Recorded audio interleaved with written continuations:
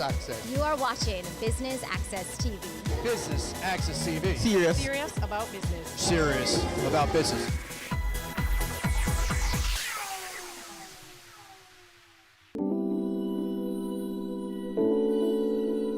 JAMPRO aims to increase the export of non-traditional products and of course support the development of Jamaican MSMEs. To that end, they've partnered with the Jamaica Manufacturers and Exporters Association and the Jamaica Business Development Corporation to launch the third installment of Export Max. I'm Theodore Henry for Business Access TV.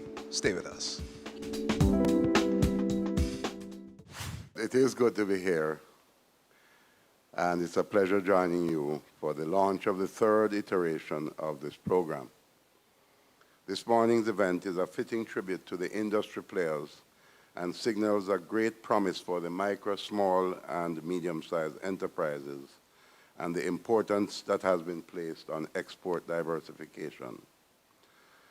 This launch seeks to build on the success of Exports Max 1 and 2, which together recorded over $2.2 billion in sales. Indeed, its previous success sets the stage for the implementation of this third iteration, which we are now undertaking on a much larger scale. Let me take this opportunity to commend the JAMPRO on conceptualizing and taking us this far with this program. And let's welcome our new Export Max partners, the Jamaica Business Development Corporation and the Jamaica Manufacturers and Exporters Association. With their strengths, we'll be joining forces to improve and efficiently manage and implement the program. And I'd like to thank our sponsors and future participants. You have signed up for a game-changing program that will have national impact. Jamaica has strong export potential and growing export capacity. The imperative for achieving greater export performance and thus realizing export-led growth and global competitiveness in our exports as part of the export strategy is therefore of extreme importance as we strive for national prosperity and wealth creation. In the globalized economy, it is critical that Jamaica becomes highly organized in order to be fully integrated into the world economy in a manner that allows us to elevate our position on the global value chain and supply chains. Jamaica has been standing still for too long. Standing still while our trading partners have been taking steps to implement best practices for business and trade-friendly environments.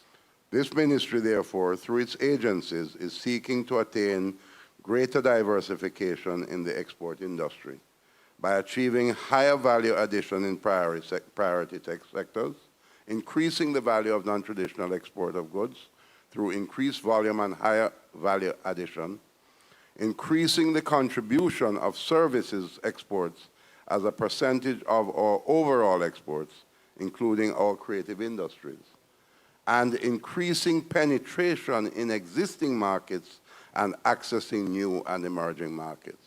Let me add to that the specifics, some specifics which I want you to implant in your minds. There are three distinct underdeveloped markets. Let me just mention what those three are. The tourism industry. Too much of the fresh and processed foods that they consume are coming in on the planes with the tourists, and we have the capacity to supply them. Second, CARICOM. 16 countries in CARICOM. All of them are net importers of food, fresh and processed. Yet, we export precious little to CARICOM, and we have the privilege of exporting it duty-free. And what's the third significant market? The Jamaican diaspora.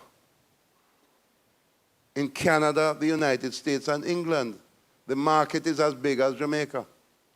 Somebody from London told me recently that because they cannot get what they want in Jamaica, they import the stuff from Africa and slap a Jamaican label on it.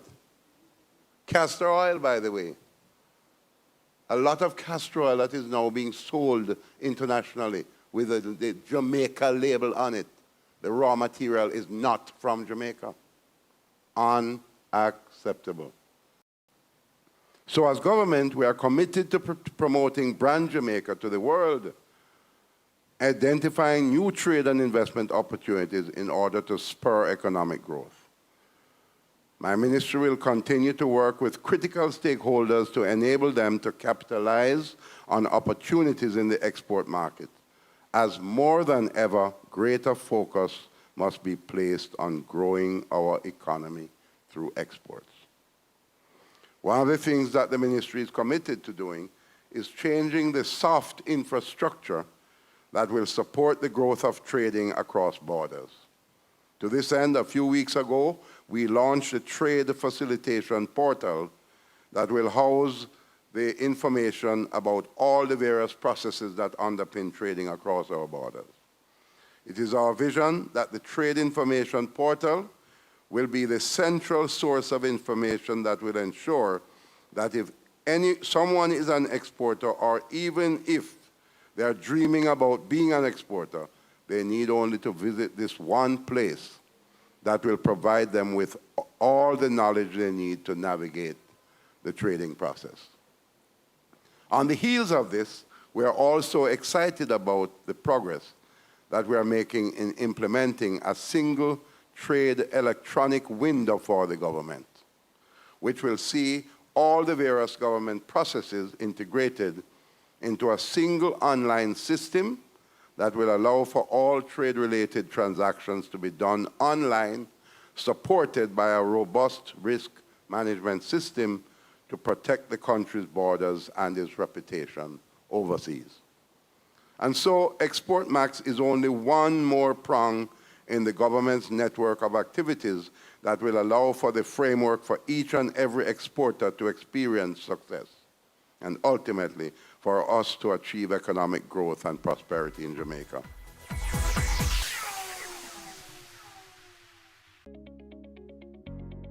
Taking the pain out of the audit preparation. Doggin Global now offers audit management services, AMS. With AMS, Doggin Global team manages your external audit process by providing the following. 1. Prepare and review schedules for your external auditors. 2. Prepare responses to your external audit team queries. 3. Assign our team members to locate supporting documents during field work. 4.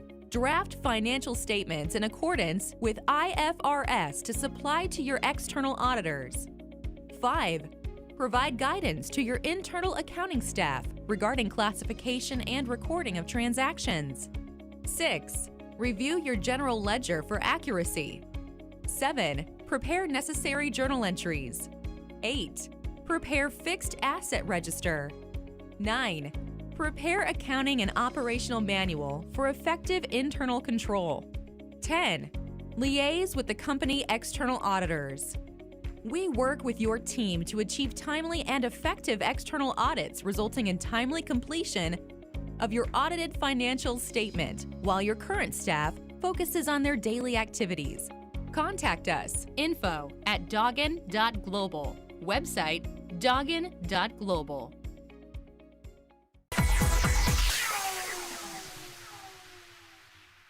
So, welcome. So let me start out by asking Dan, Export Max, I know Export Max started within Jampro. Why Export Max 3 and what makes it different this time around? Okay, thanks Claude, and good morning ladies and gentlemen. We are so excited to be here at the launch of Export Max 3. Why are we doing Export Max 3? It's actually one of the programs that I'm proudest of in my time at Jampro. I think that, as the minister said, export is one of our critical pieces, is critical in our lifeblood. It's in our DNA. We have to export. We're a small island nation. We have tremendous products. We need to take them to the world in a more organized, systematic way where we respect standards, we understand the adaptability of our products to market demands. where we understand the markets that we are trying to penetrate. Export Max is that program. The results that we got out of Export Max 1 and 2 show what a deliberate program can do, where you start by diagnosing what does the product need to be adapted to market demand, what evolution needs to go on in the company itself. So it's not just the product, but it's also the management that must have the right mindset to penetrate international markets. So we're identifying that demand, identifying the market trends, helping the companies to adapt their products, and that mentorship, which we brought on in Export Max 2, is a critical component, because the ones who are successful must help the ones who have not started yet or who have not yet been successful. So that was the innovation of Export Max 2. And what we decided in Export Max 3 is that to more than double the number of companies in the program, we really couldn't do it alone anymore, because Export Max is a really labor-intensive and brain-intensive project. It needs a lot of time spent hand-holding companies, explaining export to them, helping their management to be ready. So we really needed the help of our partners, and we're really, really proud and excited and energized that we have two such fantastic partners, as well as the other sponsors who have come on board, because we need more expertise, we need more hands on deck. Export is not easy. Standards in the international market are constantly becoming more critical, more difficult. So we needed partners on board who could help us to interpret some of the issues on the international market, some of the standards. You see Bureau of Standards is on board, and also to help galvanize those exporters to greater effort and to greater understanding. And then we needed the business development side that JBDC can bring to really help companies to develop their business plans, develop their loan applications, to become more formalized, develop their bookkeeping acumen. We think this is one of the most important programs that JAMPRO and the country have ever created, because we think that this is an integrated way of taking our MSMEs the next step forward. We are very excited, and we just want to have more participation from the MSME community, because sometimes you don't know what you don't know, and it's when you start on that journey of trying to understand how do I get from point A to point B that you start to realize what it is you don't know and how and where you can find help.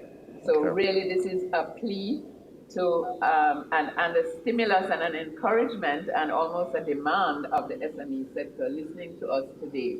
You need to get on board, because this program can change your life professionally and change your export horizons. Okay. Valerie, you decided without hesitation, came on board. Why did you see training and capacity building as such important components for exporters? Our logo speaks for what we do, which is business development in the fulsomeness of it, and how can we help you. So we know for sure that capacity building is even beyond that thing called training. It's really getting into the nitty-gritty of the companies, the enterprises, looking at the concept, if it makes sense, whether local or external market, putting the proper structures in place, and as Dan says, formalizing the business. It means governance have to be in place. You have to know your numbers to know what stories are coming out. Worst, if you're thinking of exporting, you have to be really secure in moving forward. So we have been spending a lot of time with our client group preparing them for the market, because for us, global market is right here in Jamaica. So standards must be in place. Governance must be in place. And you must be thinking business. And I agree with Dan, we have to get over that hump of doing a little thing until some big job comes along, because it's not going to come along. So it means that we have to be innovative and we have to be on target for moving forward. We're going to be looking, as we said, as we had agreed, at all the innovative industries that have the possibilities for export. So food, niche markets, high quality, value-added products, non-food, services, certainly the technology-based industries and the creative industries in all aspects have to be part of that big umbrella. Our mandate is to help them. Right. So even if they come and they're not ready for Export Max, it doesn't mean that they can't be in the passageway. Okay. So they need not hesitate. They need to come forward. If they're not in that lane, it means you're going to prepare them for whatever is appropriate. So there is no reason to sit and wonder if. You need to come forward and let us work together and see which lane you are really in. And if you happen to move into this fast track, no, that's wonderful. If not, you're on the way to preparation. Because we must export. Dan keeps saying export. I think we have been in coma because we're waiting to die. When we look at the program, or we look at life, we always like to say nobody born big. We all are a product of training, exposure, and experience. And you almost need all three in the right combination to be successful. So in the area of mentorship and advocacy, I think JMEA coming on board, which will have a portfolio of businesses that are already exporting, play a very important role. So I'd love to hear from you, Metri. Tell us in plain terms, how do you see the JMA supporting this effort and your decision to come on board? Well, when I heard Diane and Valerie speak, I realized that what we have here is a perfect marriage. Okay. 2 women and 1 man. No, I'm joking. No, seriously, what we have is a perfect marriage here. Because what we have is the JMEA that has the base of membership. Our membership base is about 400 companies, most of which and many of which are small to medium-sized companies, which is the base that we need. Then we have Valerie, who is going to do the business development process, and then Jumper, that's going to deal with the export market. What we bring to the table is a lot of hand-holding. We are about solving problems and solving issues. So they're going to have issues. There's no question about it. I think one of the ways we could say it is that we're a big brother to the companies, and we hold their hands and we walk with them through the process. We just go, Valerie will take them to a particular stage, and then we will take them from there until we're ready to hand them off to Jampro to really go and do the export. But I wanted to say that the JMEA is fully committed to this program. That's why we have joined. We recognize how important it is. And as Diane said, it is probably one of the most important initiatives that any agency in Jamaica has put in place. The numbers speak for themselves, and we hope to be a part of this process going forward for a long time to come. How does one apply for the program? Could you give some thoughts on that? Thank you. I was hoping you'd ask that question. We have a kiosk at the back. We have several Jampro members of our team here. We have an expression of interest form, which you can get from our team at the back. Copies of the form are also available from the various agencies and on our website.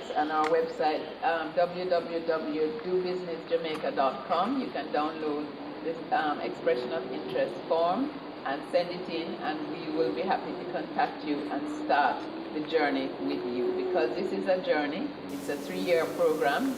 This is really about helping you through a process and on a journey to success. Tell your associates, people you know who have a product or who even have an idea. They can start talking to JBDC from the idea stage.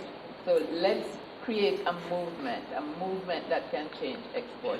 Thank you, Dan. So I'll throw it out. Any final thoughts? This is an example, the collaboration, the example how we in Jamaica should work together. Because no one institution or person has all the skills, all the information. And until we start putting the ego behind the door and working together, we're not going to move. So I'm celebrating from JBDC the kind of collaboration that we have agreed to have between our agencies. I think it's a good move, and we know successes down the lane. Metri, any final In thoughts? closing, I would ask everybody in this room, when you leave here today, call 5 persons that you know that are in business. Let us be oversubscribed. Yes. Let us have that problem. Let us reach back out to our sponsors and tell them that we need more from them, because this is good for Jamaica. Thank you, Metri. We have some Export Max graduates in the audience, and I think it's important not only to hear from us, but to hear from people who are actually on the program. So dare I say that Rita Hilton is on his Yeah, they're going to be on the program. Yeah, So Rita, Omar, I think you're all going to talk later on. So. All right, a round of applause for the head of agencies. Thank you very much.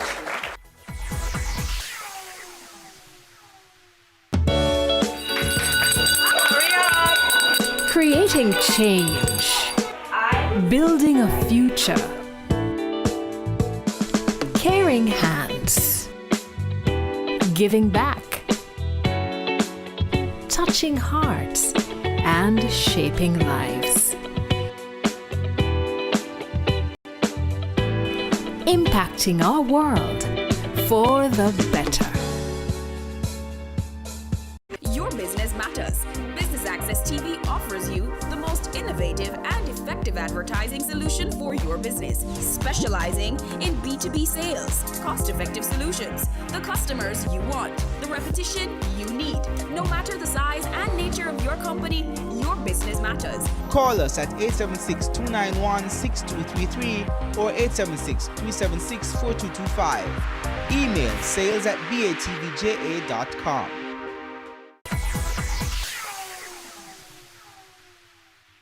I'm going to invite some past Export Max participants to speak. Rita Hilton from Carita, Jamaica, and Omar Azan, CEO of Boss Furniture. So in the spirit of ladies first, I'm going to ask Rita Hilton to come and just give a couple of remarks about her experience with Export Max. I think this is a great opportunity. Having benefited from Export Max 2, I'd like to highlight some of the things that made it so important for me and what the results have been like. It was important for me because it allowed me to step into the Caribbean export market. Carita has been in business for 34 years, and our whole business is aligned with exports. We were primarily involved in fresh produce exports, but recently we've been adding value to Jamaican products and trying to build up that component of bringing more value to Jamaica. Now, with Export Max 2, what did I benefit from?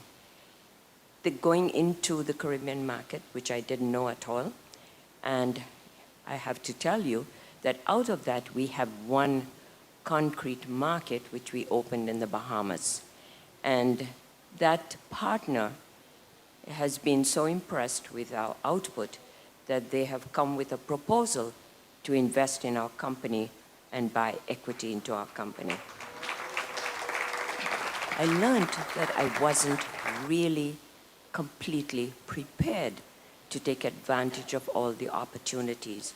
So if you're going into Export Max 3, come with an open mind. You think you know it, you don't know it.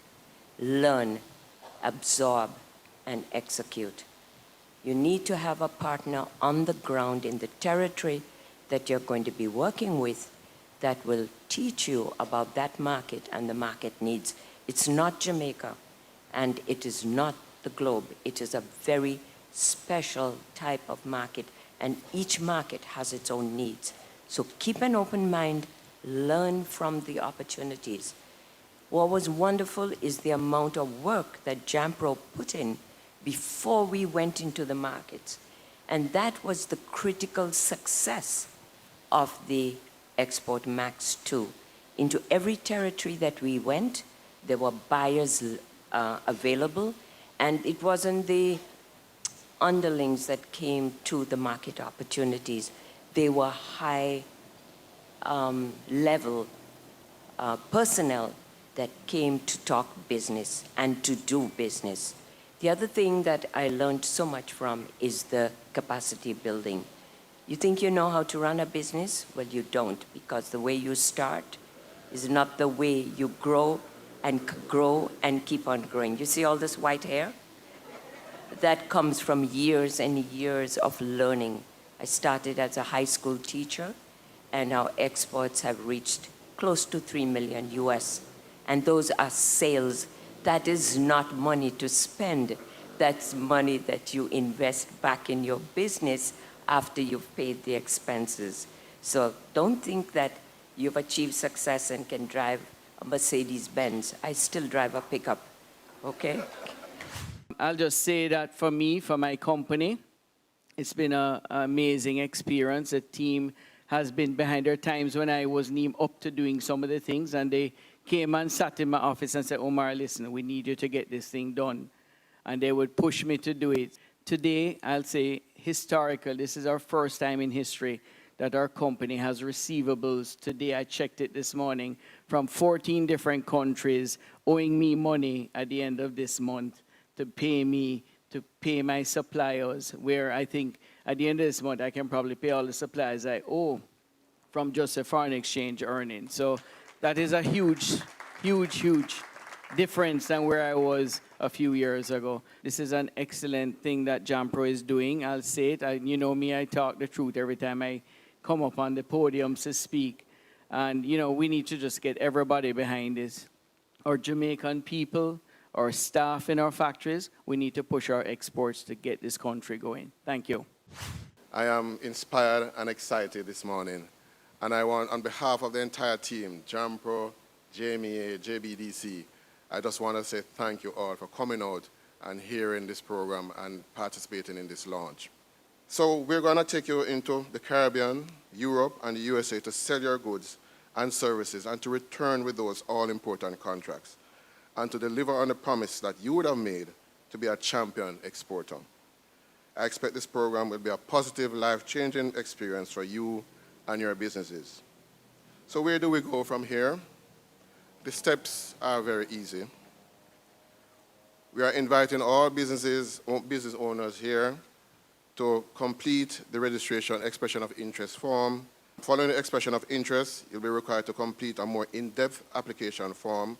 The deadline for submission will be January 30, 2019. Final selection of participants will be done by March 15, 2019. And by April, MOUs with all the participants will be signed, and that's when the real work begins. But it will be exciting, it will be fun.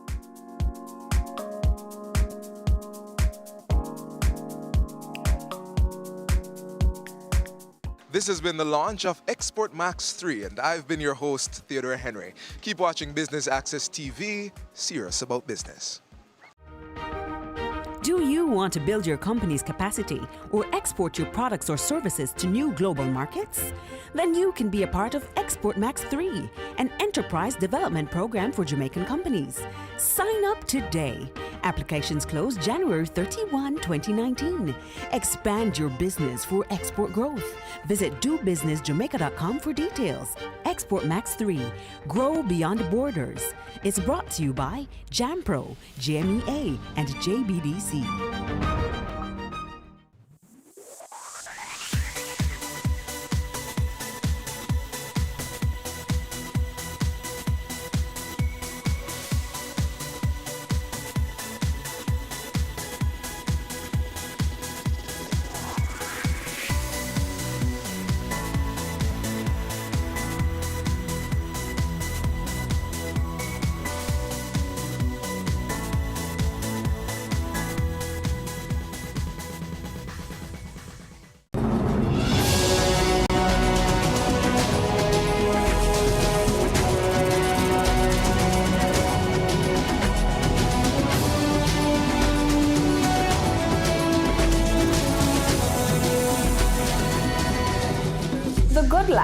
Your weekly dose of information on nutrition, wellness, and fitness. Discover ways to nurture your mind, body, and spirit.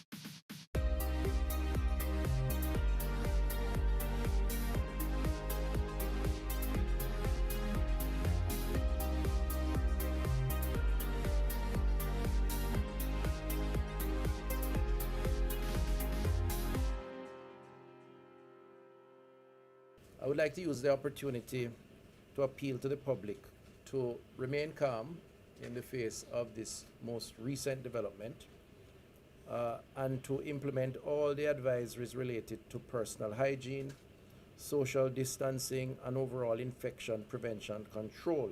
Government is taking firm measures to prevent, detect, control, treat, and contain the virus. We have a roundup of the approach being taken, plus a closer look at the impact of human trafficking. Welcome to Jamaica Magazine. I'm Adrian Atkinson. Reduce your risk of viral illnesses like the flu and coronavirus. Wash your hands frequently with soap and water. Cover your nose and mouth when coughing with a tissue and dispose of it. Avoid close contact with anyone with a cold or flu-like symptoms. If you become ill, please visit your doctor or the nearest health center and share your travel history. The flu and coronavirus can kill. Let's protect each other. A message from the Ministry of Health and Wellness.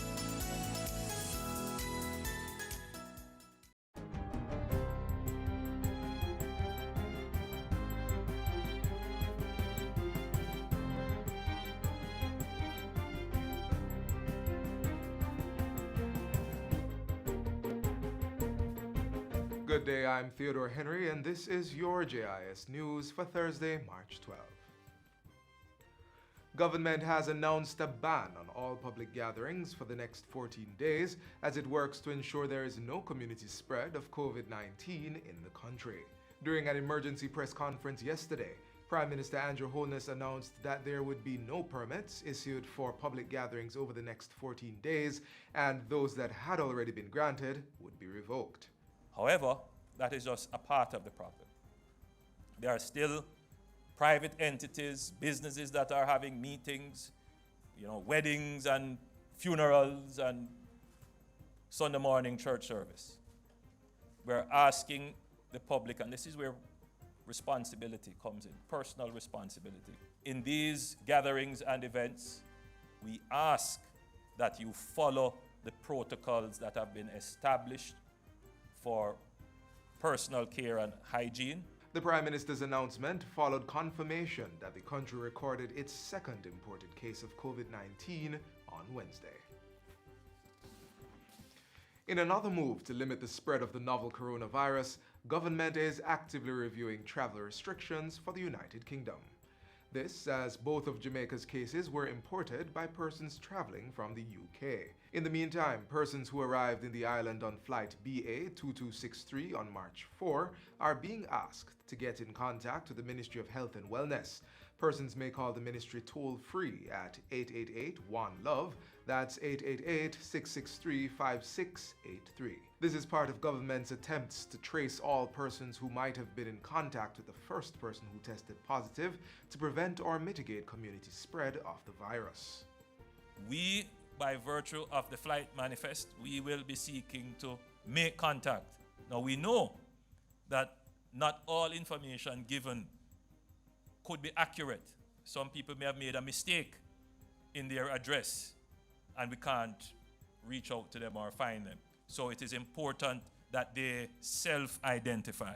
In addition, the Prime Minister has also reiterated that there will be no non-essential travel for government officials. He adds that direct special measures will be enforced to retrieve information from persons coming in the island from countries that are highly affected by COVID-19. Minister of Transport and Mining Robert Montague is urging the operators of public transport vehicles to employ some prescribed safety practices to protect themselves, their families, and their passengers. The minister met with members of the National Council of Taxi Associations on Tuesday to discuss these measures.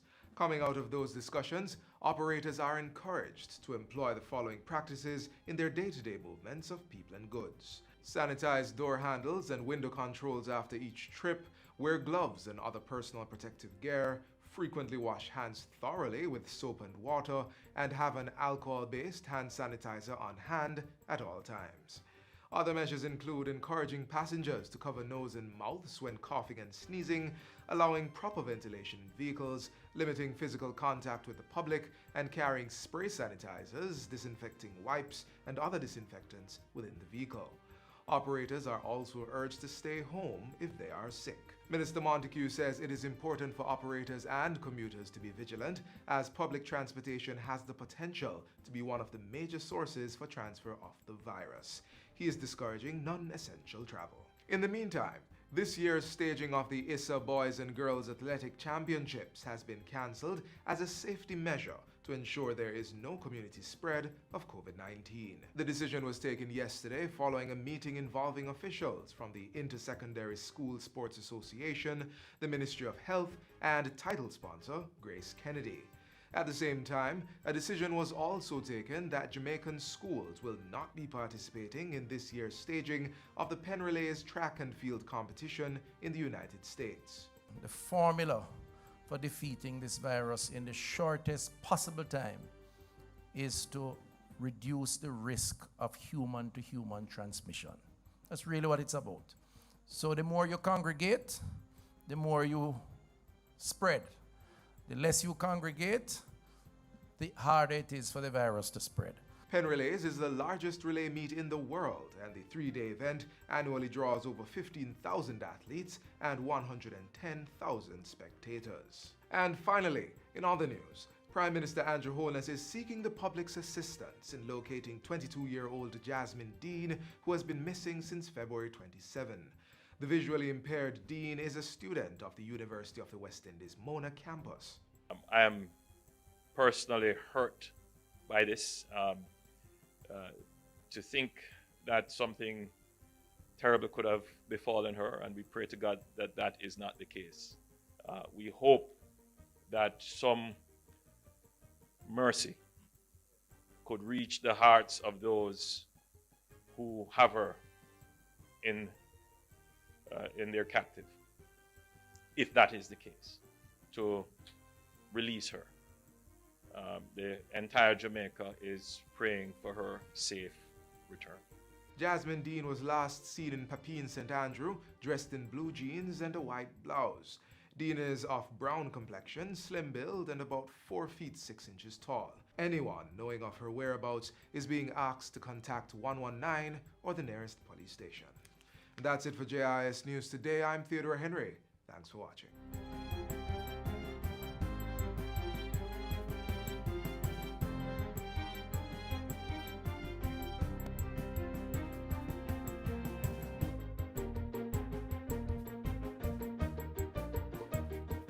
Protect yourself from the flu virus. Visit your nearest health center or doctor to get the flu vaccine. Cover your mouth and nose when coughing and sneezing. Wash your hands regularly with soap and water or by using an alcohol-based hand sanitizer. Avoid the spread of germs by not touching your eyes, mouth, or nose. And be sure to regularly disinfect surfaces and objects that are used often. Remember, your health is your responsibility. Jamaica confirmed one imported case of the novel coronavirus on March 10, activating other areas of the government's COVID-19 Comprehensive Response Plan. Here's a recap.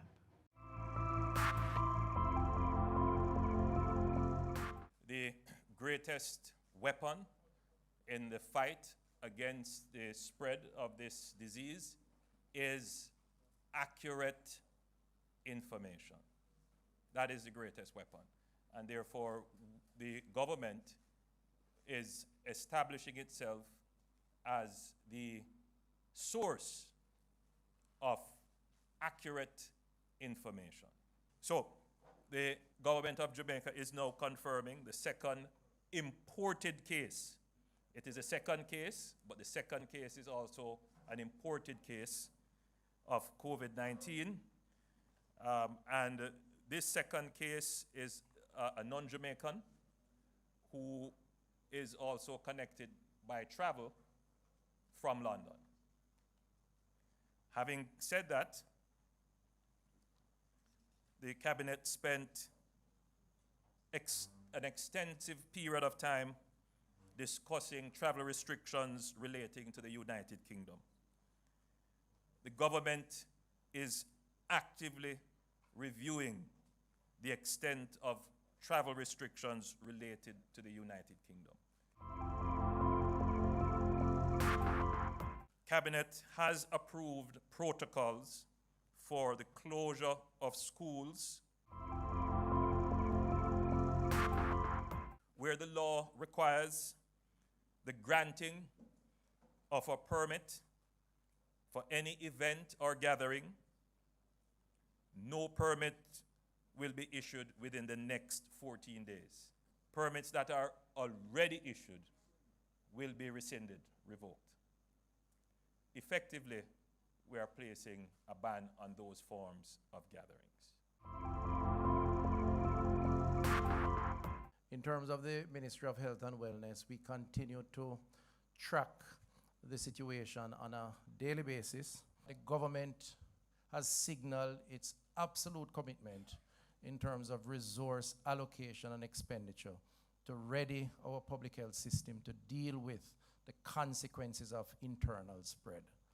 And we are actively engaged now in procuring additional supplies, training our staff members, ensuring we have medicines, equipment, ventilators, beds, all of this in anticipation that if the model plays out the way we expect, we're going to have to see some hospitalization. Now that we have 2 imported cases and the possibility of more imported cases, as well as the possibility of local transmission, our strategy is really aimed at containment.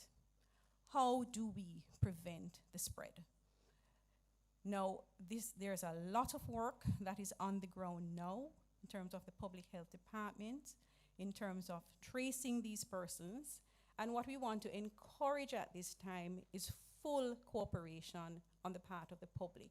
We are encouraging persons that have concerns to call the Ministry of Health at the 888 One Love number, and we will offer guidance. So we want to reassure the country. It's time for us we need to appreciate the numbers for what they are. No need to panic, just a need to be concerned and to take care as we champion this particular cause together. Don't make diseases spread. Wash your hands with soap and water instead. Wash them regular or use a hand sanitizer. Make sure the germs them dead. Touching your eyes or your mouth or your nose. Wash your hands before you do things like those. After you use the bathroom before preparing food, come on, wash your hand them clean. We turn our attention now to the impact of human trafficking.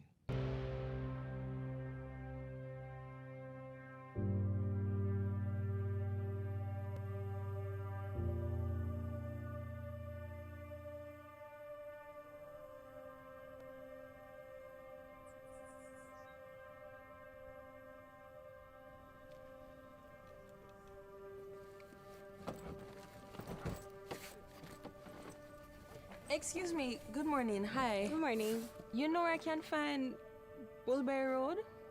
I really don't know anywhere around here, you know. Oh, I kinda just moved in, but if you want, I could ask my uncle. Oh, it's alright then. I'll just ask somebody else. I don't want to be late.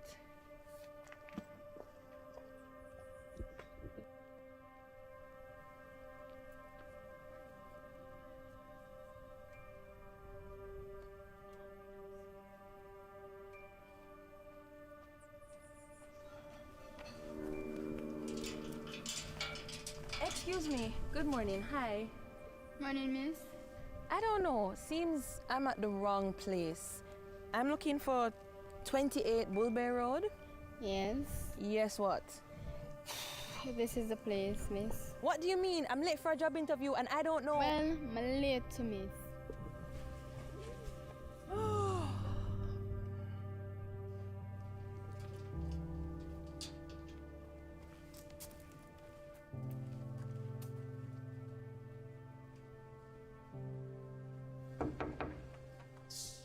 Oh, that's early morning, yeah, man.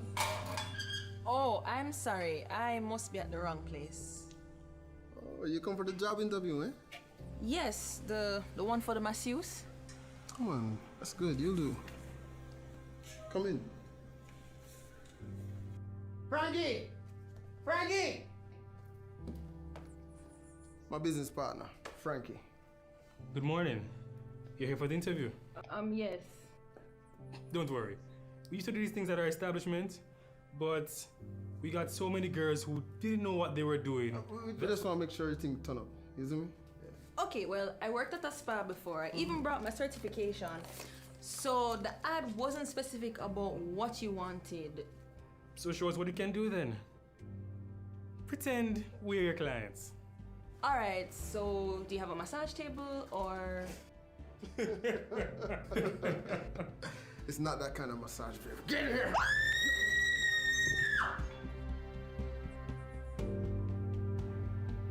The International Labour Organization estimates that about 20 million persons are trafficked annually across the globe. Of that, about 2 million are trafficked within the Caribbean and Latin America, the majority of whom are trafficked for the purposes of sexual exploitation. I am Francesca Tavares, and I believe that young lives matter. The film that you just watched on human trafficking may have been fictional, but it is real for someone, somewhere in Jamaica right now. First of all, human trafficking is a criminal activity. So we have our local legislation that deals with the prosecution of all forms and types of human trafficking. Diane Gordon Harrison is the children's advocate and national rapporteur on trafficking in persons. She ensures that human trafficking remains at the forefront of the national agenda. What we do know is that human trafficking belongs to the family of transnational organized crime. It's always underreporting. It's clandestine, it's nefarious, but above all, very lucrative. Deputy Superintendent Carl Berry is the head of the Anti-Trafficking in Persons Unit, the arm of the Jamaica Constabulary Force that apprehends offenders and rescues victims of human trafficking. We have been called about situations where, for example, we have a young girl that we have been assisting for the last 3 years. Christina Milford is director of the Pregnancy Resource Center of Jamaica, which operates a place of safety for girls who have been victims of human trafficking and other crisis situations. But in her situation, we knew that if she didn't get help, some man would come along, you sweet girl, you couldn't be sitting at home, let's help you. No strings attached, we'll just do this. And then in about 2 or 3 years, she'd be owned and she'd have to do whatever he required. We know this because we have seen it happening in other girls' lives. Human trafficking is the recruiting, receiving, transporting, transferring or harboring of a person for the purpose of exploitation using specific unlawful means, such as abduction or fraud.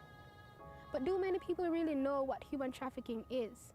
Well, I actually think human trafficking is the unlawful or illegal abduction of persons, whether male or female, from whichever age group, because there's really no limit. But usually the young ones are targeted, so I think it's the illegal abduction of individuals for whether it's like a sex trade, drug trade, or illegal work. Human trafficking is the exploitation of human beings for the exchange of sexual activities, labor activities, or drug trade. Human trafficking is basically, boy, I mean, it's just I say that in Jamaica, that people end up in a situation where they get lead astray and some of them will get take away.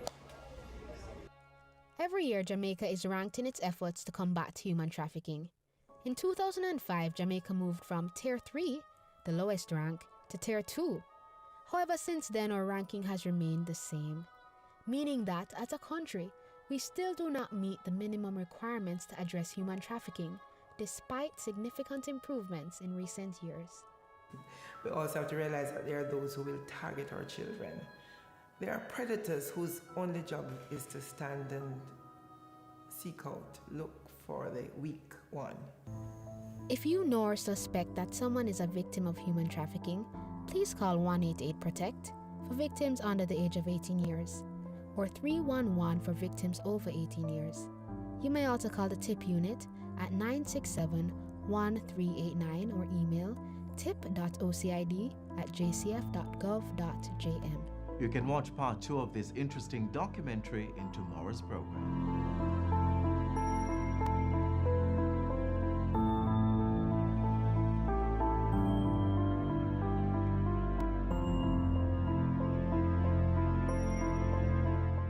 Up next, youngsters expressing their passion for agriculture, specifically beekeeping.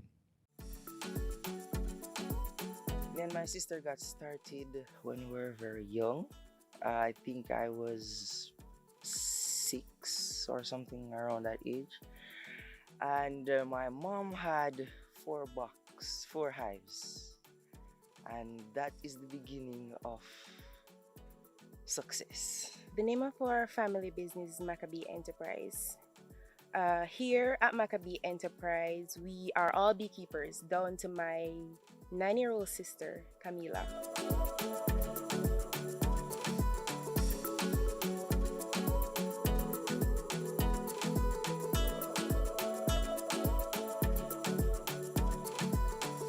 Working with the bees is nice. It's less challenging than back in the days. Don't want to sound too old. It is fun now. I am more confident. Yeah. It is calming, soothing, takes you out of this world, bring in another. So it's fun. It's actually fun. My role here on the farm is using an extractor. To extract honey, there are many ways. I will be explaining 2 ways. First is the professional method where you use an extractor. So you have a capping knife, a knife with like a serrated edge, and you would uncap, which is a thin sheet of wax on top of the comb with the honey inside. So it's like a seal. So you use a knife and uncap that. Then you put it in the extractor and spin it, and it would flash out on the side of the extractor and drain to the bottom, and then leak it out into a bucket. The other way is, well, when you don't have an extractor, is that you would use a capping fork, or you could use a regular fork, and you would hold the frame like this, long way, and you'd use the fork and gently scrape the frame. So you're taking off the comb, you're removing the comb from the frame in a sense, but you'd have on the frame there is a sheet of wax that we would put on as beekeepers, foundation. So it would guide the bees, to build more small cells that would get more workers in the hive.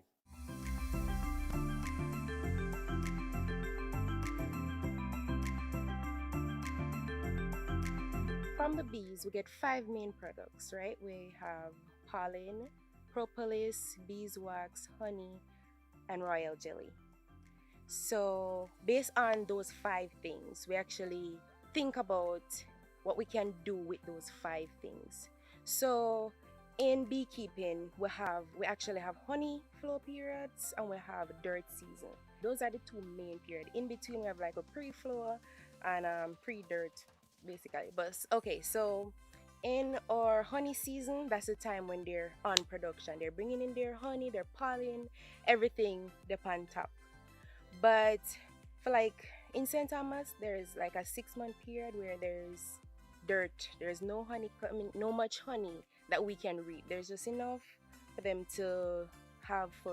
to feed themselves and their babies and be able to stay alive. In the dirt period, when there's not enough honey for us to harvest and be able to sell, we do things like remove our old combs and boil it out, and we get wax. With the wax, we do like the body butters, we do candles, lip conditioner. So that's the wax. With the pollen, we actually collect the pollen, and the pollen is a very good multivitamins. So we actually collect the pollen and dry it and package it for sale. For the royal jelly, we don't do a lot of work with the royal jelly. As we go along, we are actually developing products. So for the royal jelly right now, we put it in our honey wine. And then again, the honey wine is made from honey. My involvement in making the byproducts are production. I do most of the labels. I have help, so I can't take all the credit, but most of the labels are from me. I do social media marketing, so most of the WhatsApp texts, Instagram, they might mostly be from me. My younger siblings, involvement in the business is some help with the production. So there is some small things like shredding the wax that they can do. They help with the bees as well, because we're homeschool and we kind of tag along with our parents right through and through. So with the bees and with production, and my younger sister, she's very artistic. So when I'm actually doing the labels, sometimes she would draw this beautiful picture and I would actually use that as part of the label. I have 4 personal hives for myself. I have 3 long struts, which is the regular kind of box that you would see that holds 10 frame, and they would stack on one on top of the other. And I have 1 top bar, which is a 30 frame box, which goes a long way. And it only has a top bar. It doesn't have the top bar with the square. It doesn't have a frame, it's just the top bar.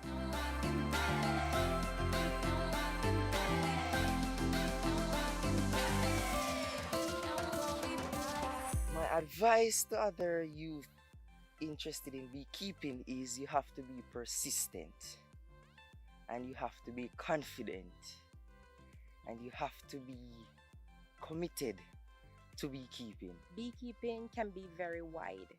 You don't have to just stuck with the bees, the sting, the honey. There is so much more that you can do.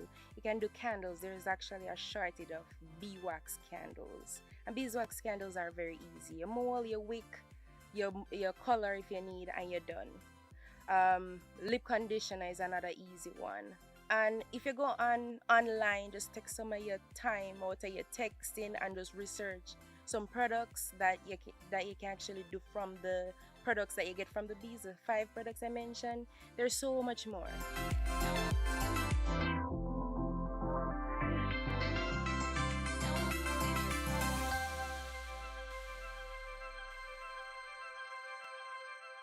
This is where our journey ends, but only for today. Do join us again tomorrow when we'll bring you another informative program. In the meantime, stay connected via our website, jis.gov.jm. And while you're online, send your feedback to Jamaica Magazine at jis.gov.jm or via tweet at JIS News. On behalf of the entire production crew, I'm Adrian Atkinson. Do take care.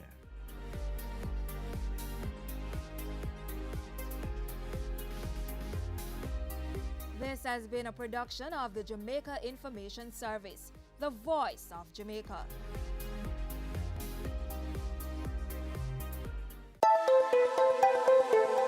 You can't please your shareholders before pleasing your customers and pleasing the staff. All 3 are very important. This week on Business Access. The reality is that any city that is going to grow and going to develop, you can't have the same old looking buildings. The reality is that you have to be modern. You have to modernize to draw attention, to draw investors into the country and so on.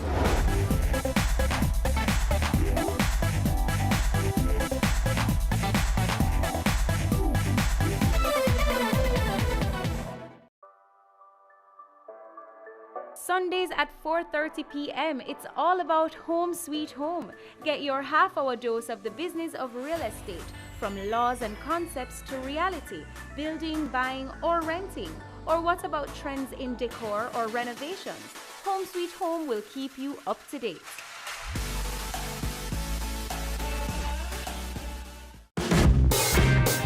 I'm Butch Hendrickson. You're watching BATV, serious about business.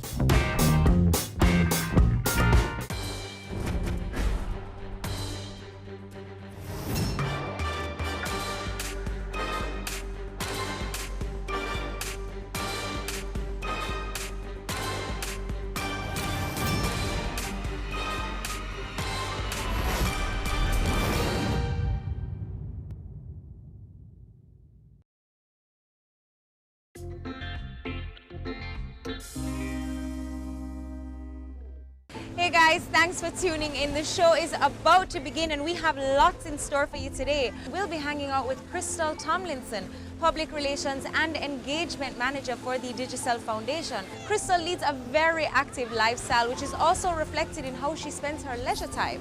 So she'll be taking us for a quick workout at the Dynamic Lifestyle, and then we'll be off for some pampering at the Face Place, and then finally for some food at Prendy's on the beach. So don't go anywhere, lots more chill spot after this.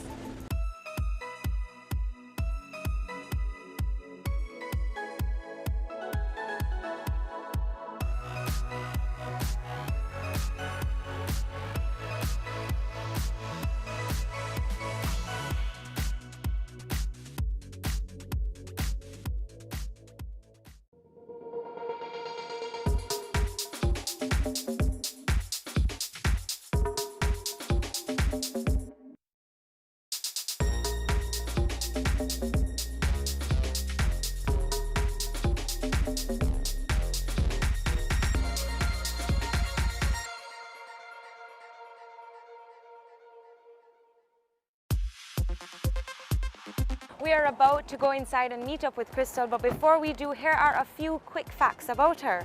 Crystal, a daughter of Manchester, made her parish proud when she entered and won the Miss Manchester Festival Queen competition, and then went on to win the Miss Jamaica Festival Queen competition.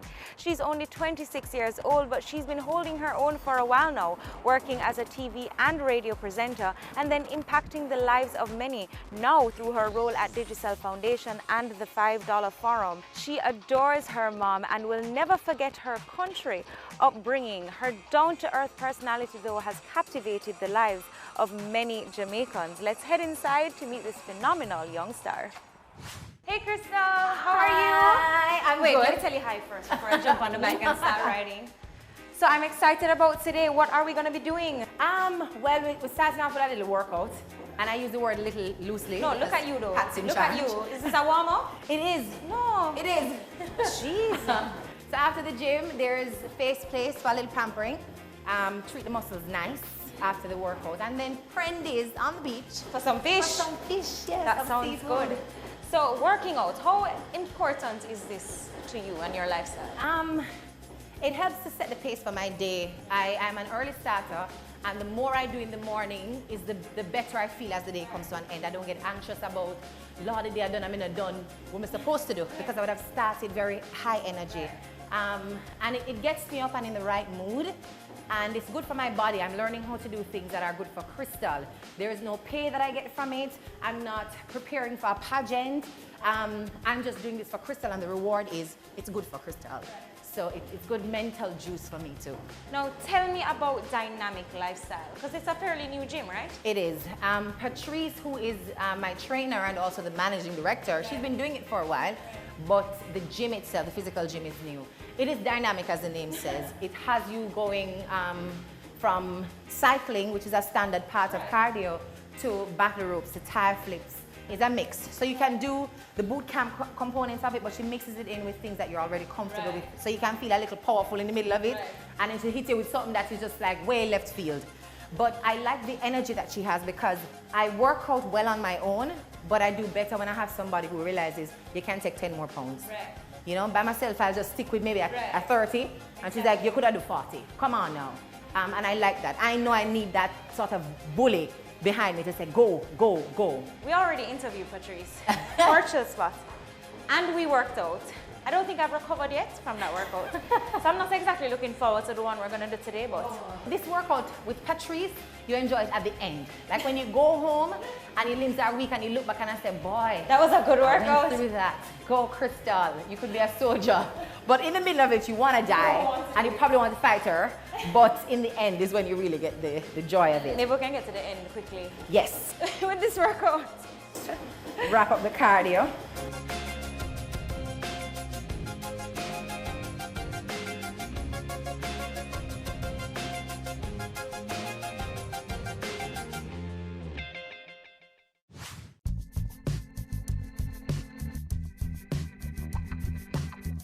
Well, that was an exhausting workout. Yes, yes, and it gets worse, I guarantee you.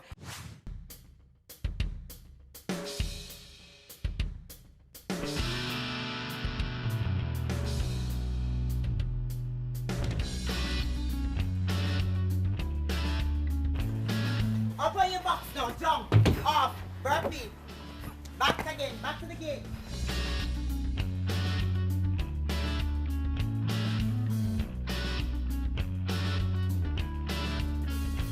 Right in front of your box. 1, 2, jump up again. Back off in the burpee. Back to the gate.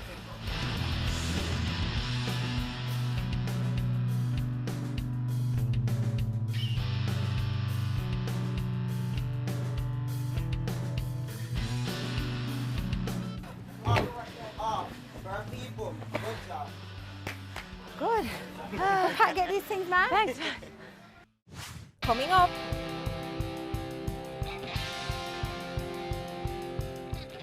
What sort of impact do you aspire to make in your industry? Excellence. I want that to be my hallmark and my signature. Excellence. And when people see me or anybody who looks like me or anybody who's doing what I'm doing, I want them to first assume that it will be excellent because I didn't know Crystal and she used to do this. So I'm going to give you that chance to be excellent too. Your business matters. Business Access TV offers you the most innovative and effective advertising solution for your business, specializing in B2B sales, cost-effective solutions, the customers you want, the repetition you need. No matter the size and nature of your company, your business matters. Call us at 876-291-6233 or 876-376-4225. Email sales@batvja.com.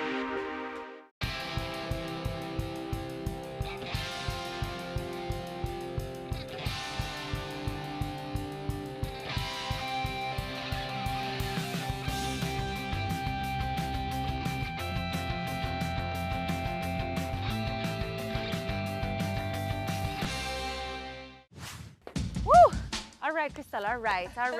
So I want to talk a little bit about your professional side. How did you get started on your professional journey? I think most of it has happened through a series of referrals and recommendations. I've never had to technically, walk around, knock on doors and apply for a job. The opportunities present themselves, and that is from people seeing my public persona or persons who I've worked with before who recommend me to other people. And it leads to, more often than not, permanent employment. That's how I got the start. And I continue to get new starts in the same way. Now, you're the founder of the $5 Forum. Yes. Tell us about that. Started that in 2015, and it was a way for me to connect with young girls who thought it would have been impossible to talk to somebody you see on TV, on radio, out there in public life. And there were a lot of persons who had questions for me, wanted some advice in different areas, didn't have the self-confidence, particularly for public speaking. And I thought maybe I should keep something and pull together as many people as I can and do some sessions with them. But a big thing for me is that nothing should come to you for free. So I said, I'm gonna charge you something. Nothing that will make you not want to come, but consider it a contribution. You have to give up something in order to get something. So that's the concept behind the $5 Forum. I'm still working out how I want it to grow. $5, like $5 Jamaican dollars. Yeah, they come and drop it in a jar and I say, okay, whoever I see at the stoplight when I'm going home, I'll give them the change and they can put it to good use.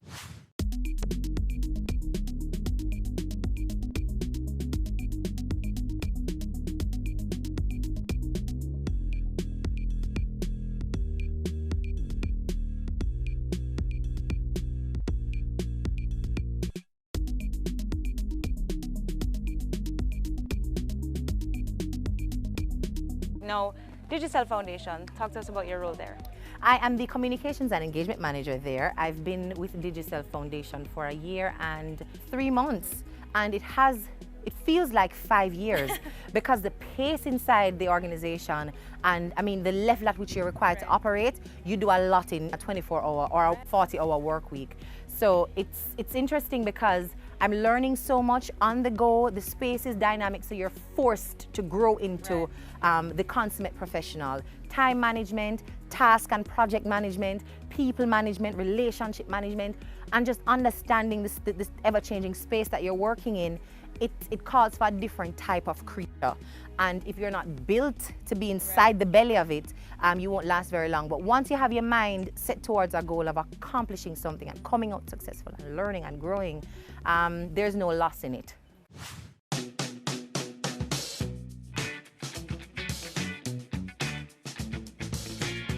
Now, did you see yourself becoming this accomplished by 26 years old? It's not something I envisioned. And to be quite honest, even at age 20, 21, I wasn't sure what I wanted to do and who I wanted to be.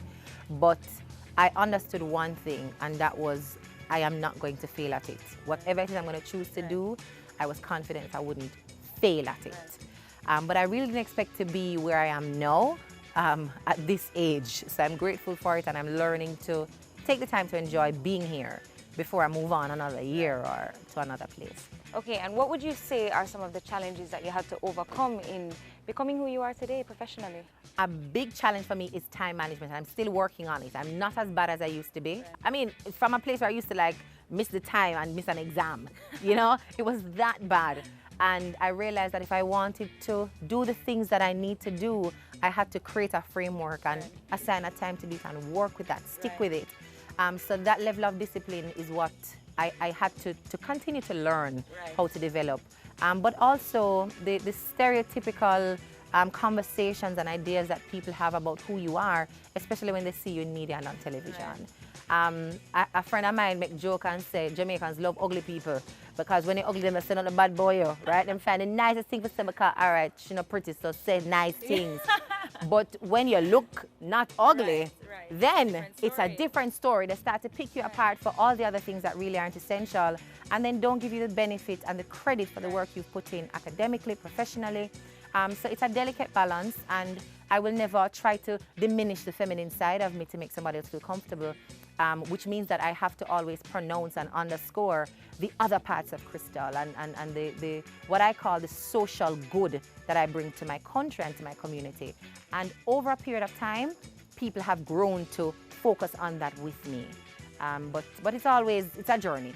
It's a journey. Social media too makes it difficult because all they see is a picture, right? You know, they look on and see pictures, should have clothes and whatever, and so she must not have nothing else for offer. I don't get it, but people are like that, and you have to learn to work with it and around it where you can. What sort of impact do you aspire to make in your industry? In terms of the personal mark I want to make, is just excellence. I want that to be my hallmark and my signature.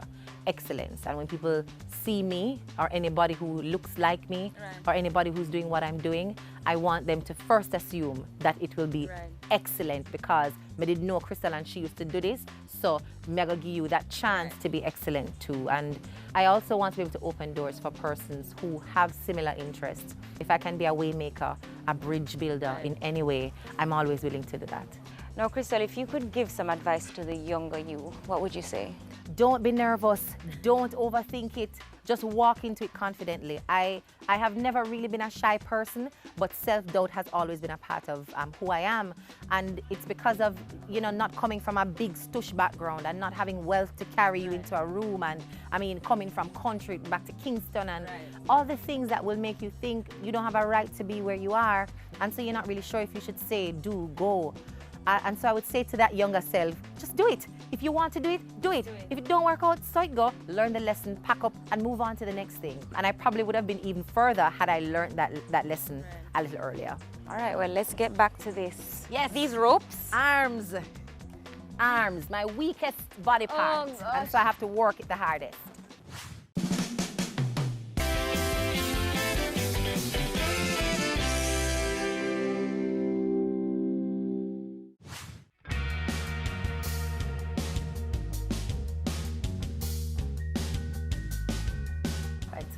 My masseuse for today. Hi again, Crystal. Hi. How are you? Hi. I'm good. Welcome to my place. Where I jam once a week. I feel like it's her face place and not just the face place. Yeah, I feel at home here. I try to come as often as I can to do my little prepping. Right. You fix up. Yeah. What would you say is the thing that keeps people coming back here? Our experience, over 40-year experience in doing what we do best. And they have very nice staff here, so they do. They check in on you to make sure that what they're doing is what you want them to do. I just love the ambience here. You just, as you come in, you feel relaxed. So, what are we doing today? We're having a full-body Swedish massage. Full-body Swedish massage. Oh. So your therapist is ready. Okay, thank you. Oh, hey, Crystal. Hi, it's good to have you again. Good to see you again. Hi, I'm Janelle, and I will be your therapist for today. So, are you guys ready? Yes, we are. Come this way, please. Thank you.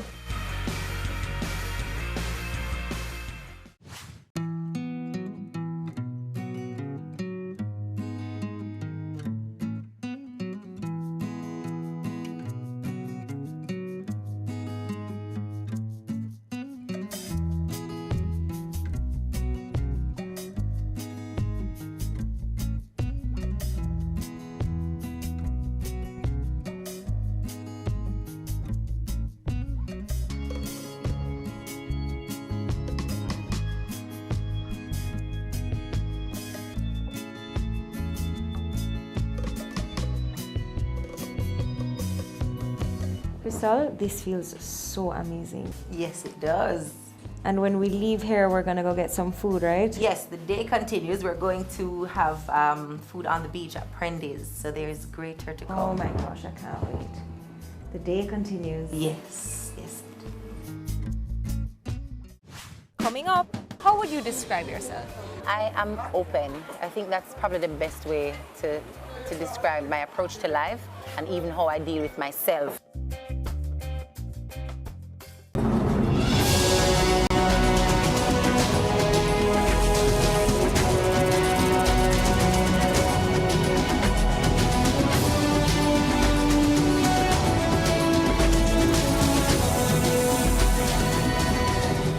The Good Life, your weekly dose of information on nutrition, wellness, and fitness. Discover ways to nurture your mind, body, and spirit.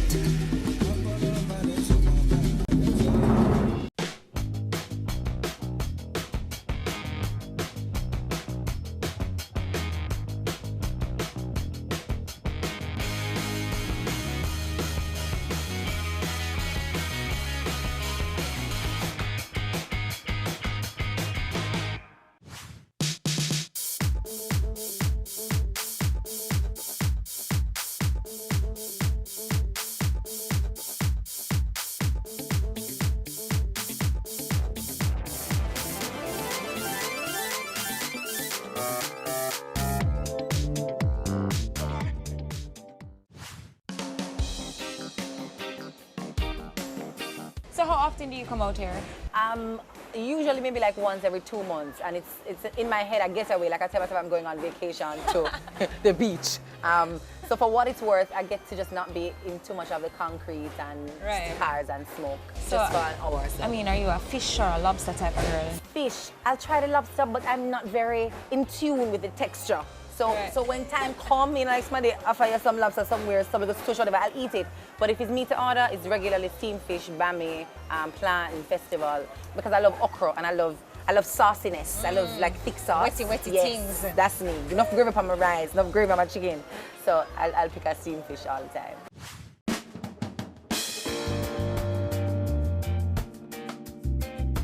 Hi, how are you? Welcome to Prendy's. My name is Shamar. Hi, Shamar. Nice to meet you.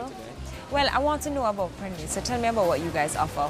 Okay, we offer a wide variety of seafood. We do shrimp, we do lobsters, crabs, and you can do it just the way you like it. Okay, what would you say is the most popular thing on the menu? What do people always order? Fried fish. Fried fish? Yes. Is that your favorite as well? No, that's not my favorite. My favorite is the brown stew. Brown stew.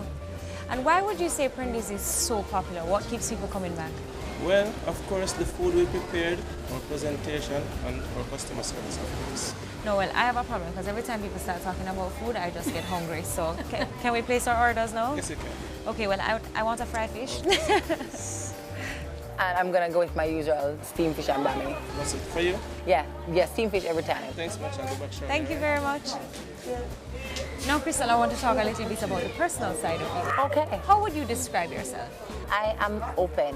I think that's probably the best way to describe my approach to life and even how I deal with myself and my own failures and successes. I'm open to learning, to changing, to meeting new things, to changing my mind, to being wrong.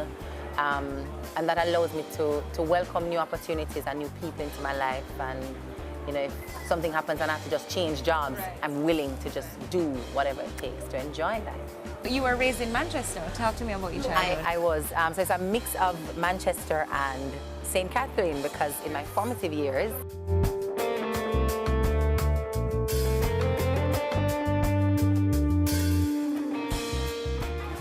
thank you. So in the formative years, it was St. Catherine, specifically Portmore, which is how I came upon Hellshire and Prendy's. Right. So from as a child, I've been, you know, dabbling with the beach. Still can't swim, but so childhood in St. Catherine was a little boring. You know, there was not much to do, and Portmore was just developing a personality. Right. But by the time I went to country, so how you end up in country? I switched schools. So I was attending high school in Kingston. I went to a couple. So I have like a very big alumni background.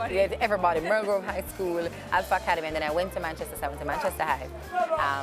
Well, mommy switched jobs, and so we had to switch schools, and we got to Mandeville, and it was a new experience, very different. If I thought Portmore was boring, the pace of Mandeville was much slower, but the people were just very warm and friendly, and it was a clean environment, and it felt like a new start for you.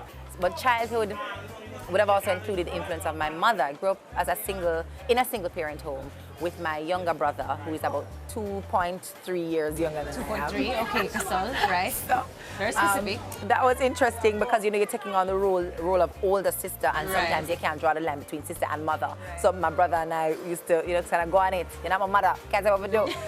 But you want me to cook your breakfast, right? So someone has to give. So, but it was fun, it was fun. And I was about to ask you about your siblings. You only have one brother? Only one brother. Many cousins, but just one brother.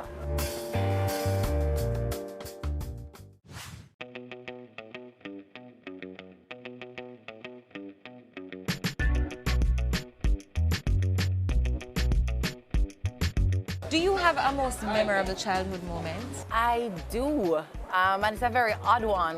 It was of me spending too much time at my friend's house. So my mother used to have a rule, very simple rule. Anytime primetime news come on, if you're not at your house, you're in trouble. So primetime news must catch you at nobody's yard.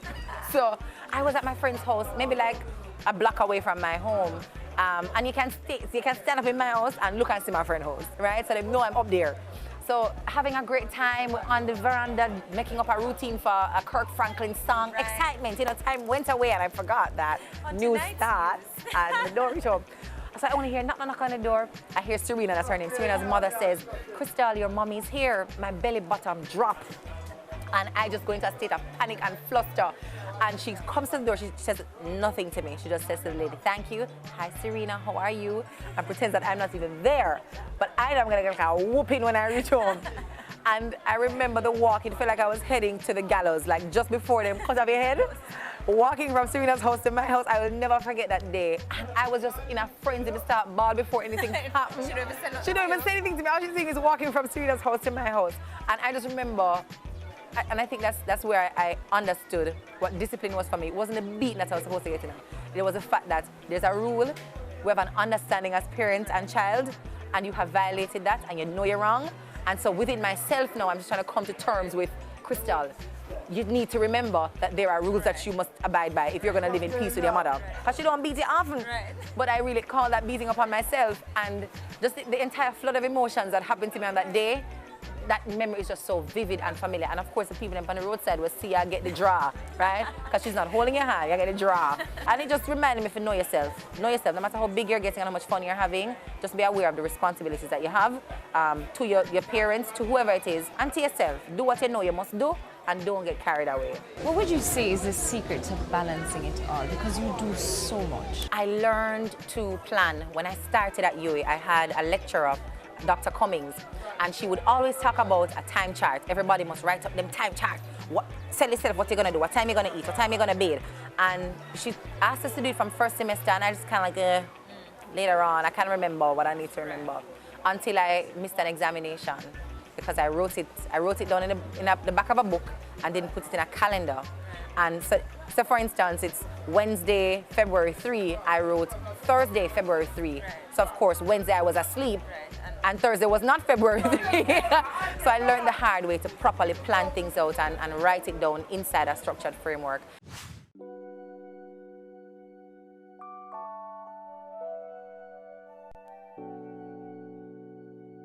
So your personal life now. Yes. So you're dating the king of dancehall. I am. Moses Beenie Man Davies. What is that like? Because you're both in the spotlight. It's interesting because it's difficult to keep your relationship out of people's mouths and off other people's Instagram feeds. You seem to have no control over it, but we accept that as part of having a public profile, the public is going to be interested in what you're doing. So it's about tailoring how much you expose to them and how much information you feed through, you know, where am I today and what are we doing today. But also accepting that there's an air of misunderstanding that will come when people are separated from you. They don't really know you. So they come up with ideas of who you are and who you're supposed to be.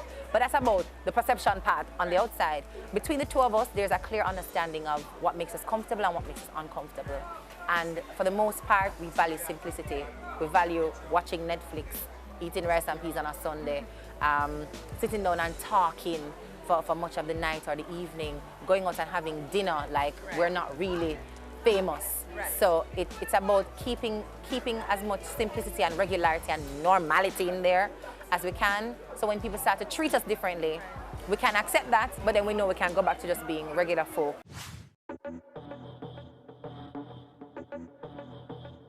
What would you say is next for you? Where do you see yourself in the next, 5 or so years? I think I'm going to be doing some traveling. 5 years ago, I would say, nah, I left Jamaica, never. I do everything here. And you travel and you get exposed to different ways of doing things and you get curious about, could this work differently somewhere else? Could I develop a skill set using another type of language and another cultural framework? So I'm seeing myself traveling, starting perhaps in North America, but definitely I want to go to Africa. I want to do something on that continent. Maybe it's media, maybe it's management, something. But I do see myself traveling. There's a nomadic essence in me that me just not think say the 14 parishes in Jamaica can't hold me for very long. But this will always be home base for me. Always be home base for me. But I want to see the world and do the world a little bit. Okay, but I want to eat fish right now. So lionfish. Let us have some food. Yes.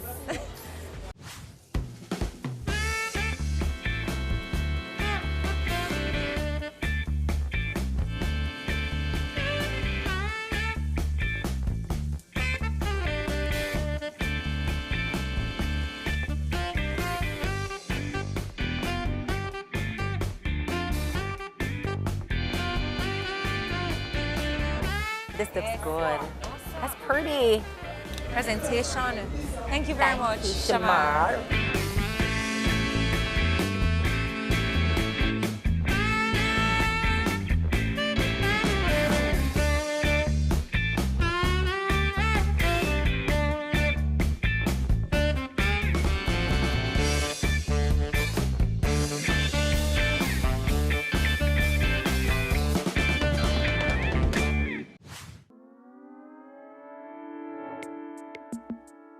Crystal, thank you so much for sharing your awesome chill spots with us. This food was the highlight of my whole day. I am happy you enjoyed it. It was so good. You did well, so Candy. good. You did well. I didn't think fried fish could get any better, but it did.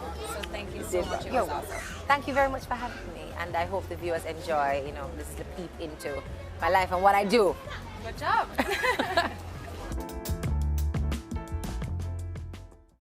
And that brings us to the end of another episode of Chill Spot. Interesting conversations, a good workout, pampering that left me wanting more, and not to mention that food. Needless to say, I had fun and I hope you enjoyed the show. Until next Friday, I'm Candy. Bye. Well, Crystal, thank you so much for sharing your very... Like, were we ready? Wasn't this a taste shot? Sorry. Crystal, this feels so amazing. Yes, it does. And I know when we're sorry. Stay tuned, more Chill Spot after this. Oh wait, sorry, am I supposed to walk off?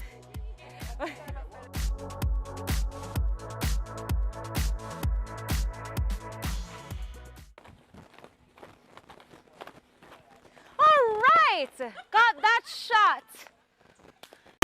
Cameo takes you behind the scenes of Jamaica's exploding creative industries to give you an insider's look at how creatives get the job done. I'm really picky about how we treat our customers. As creative people, we went a little bit over the top. Each week, we interview innovators leading the charge in their industry. The chaos of creativity meets the stricture of structure on Business Access TV's Cameo. Michelle Chung, CEO and co-founder of Honey Bun in Jamaica, and you're watching Business Access TV, serious about business.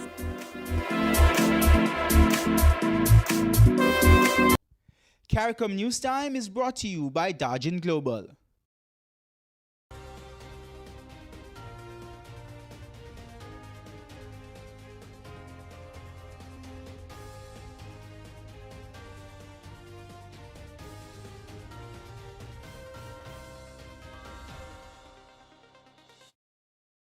CARICOM Election Observation Mission monitors general and regional elections in Guyana.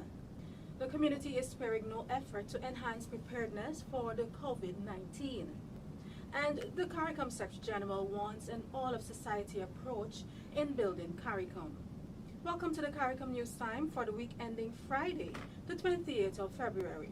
I am Tusanki in English Francis. Thank you for joining us.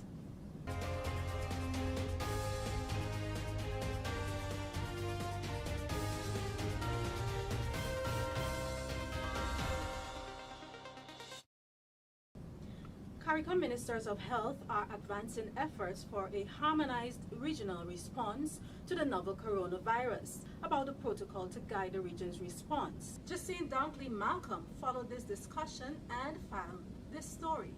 A regional protocol establishing minimum standards for dealing with COVID-19 was agreed to by CARICOM heads of government and health ministers at the 8th Special Emergency Meeting in Barbados on Sunday. The protocol is critical to avoid an outbreak of panic and fear in the region. The protocol, drafted by CARFA following 2 emergency meetings of the CARICOM Ministers of Health last week, allows for individual states to place additional measures if they so require. It defines roles and responsibilities of all parties and seeks to ensure that there is effective communications between CARICOM governments and the cruise line industry with respect to decisions so that there would be a common understanding. The meeting was attended by the Pan-American Health Organization, PAHO, Caribbean Public Health Agency, CARFA, Caribbean Disaster Emergency Management Agency, CDEMA, the CARICOM Implementation Agency for Crime and Security Impacts, and representatives of the leadership of the cruise ship industry. The capacity to manage an outbreak was identified as an area of concern.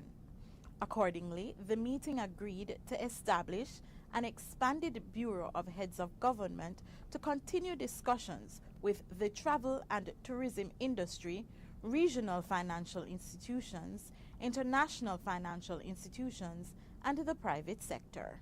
The meeting also recognized that the existing regional response mechanism, coordinated by CDEMA, was already on alert and was actively undertaking scenario planning in partnership with CARFA, PAHO, Impacts, and member states' emergency management agencies and chief medical officers. CDEMA would also provide guidance and share best practices to member states in their approach to managing an outbreak. A draft framework document has already been shared with regional partners and all CDEMA participating states, and this will be built upon. The cruise industry officials confirmed that they have been doing their part in screening passengers and stated that they will be willing to work with the established protocol. The officials said screening procedures and protocols for prevention, surveillance, and response were integral to industry operations. The cruise officials added that clear and practical protocols throughout the region are essential and look forward to continued cooperation with all stakeholders. During a press conference after the meeting on Sunday, PAHO reported that there were 3 confirmed cases so far in the Caribbean. The CARICOM Election Observation Mission joined other regional and international missions in monitoring Guyana's regional and general elections held on Monday, the 2nd of March. The mission was led by Ms. Cynthia Combe-Marta, a national of St. Lucia. The mission included electoral management experts from Antigua and Barbuda, the Bahamas, Barbados, Haiti, Jamaica, St. Lucia, St. Kitts and Nevis, St. Vincent and the Grenadines, Suriname, and Trinidad and Tobago. There is a new man in charge of the Pan-Caribbean Partnership Against HIV and AIDS, PANCAP. Vincentian-born Dr. Roseman Adams has taken the reins of the agency responsible for coordinating the regional response on HIV and AIDS. He assumed the position after former director, Mr. Derek Springer, demitted office on February 28th. Adams, a medical doctor, has been involved in regional public health coordination in areas including surveillance, NCD control, and health security. Dr. Adams is optimistic that the region can end AIDS, but he said a lot of work must be done. He said that gains made so far must be sustained and efforts must be made to scale up the region's response. The CARICOM Secretariat has begun multi-stakeholder consultations for the development of a new results-focused community strategic plan. The Secretariat anticipates that the 2020-2025 CARICOM strategic plan would be submitted to heads of government for their approval in July. The first leg of the consultation was held recently in St. Lucia. It saw robust discussions among representatives from the youth, media, labor, non-governmental organizations, civil society, as well as the private and public sectors. The national consultations are also being leveraged to build awareness and sensitize community stakeholders about the I Am CARICOM campaign. The campaign is designed to expand understanding of CARICOM and the benefits of the regional integration movement. The European Union and the Caribbean Development Bank have launched a multi-million-dollar program to enhance businesses' capacity to access new trading opportunities. The program involving CARIFORUM EPA and the CARICOM Single Market and Economy is being supported by the 11th EDF Development Fund. The CDB will select and fund projects in the public and private sectors for businesses to maximize opportunities in the EU and throughout the CARIFORUM region as well as within the CSME. Building a Caribbean community that is hardened to shocks requires an approach that embraces the talents, skills, and resources of all actors of society, CARICOM Secretary General Ambassador Erwin LaRocque said recently. Speaking at the just concluded 31st intersessional meeting of the Conference of Heads of Government of CARICOM in Barbados, the Secretary General said, "The confluence of actions to make significant progress on the CARICOM single market and economy, to secure the region's financial services, and to safeguard its fiscal sovereignty are being done to build a strong community." He said that goal also propelled efforts to enhance the community's technological capability and capacity to protect the health and security of CARICOM people and to expand foreign outreach.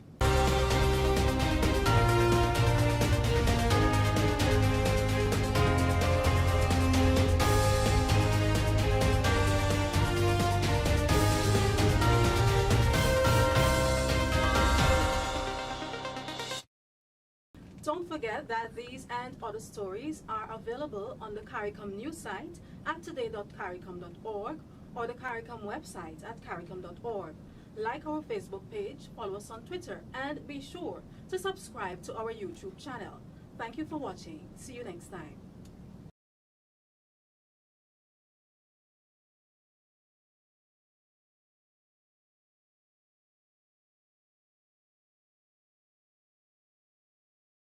CARICOM News Time was brought to you by Dajin Global. Outsourced finance and accounting service. Growing companies face a challenge. For you to stay focused on building your business, you need solid financial management with a dependable accounting function, a resource you may not have in-house. That's where we come in. Dajin Global provides startups and other businesses with outsourced accounting and finance solutions on a fixed fee basis. No matter what your size or fundraising status, we can tailor our services to fit your needs at every stage of your company's life cycle.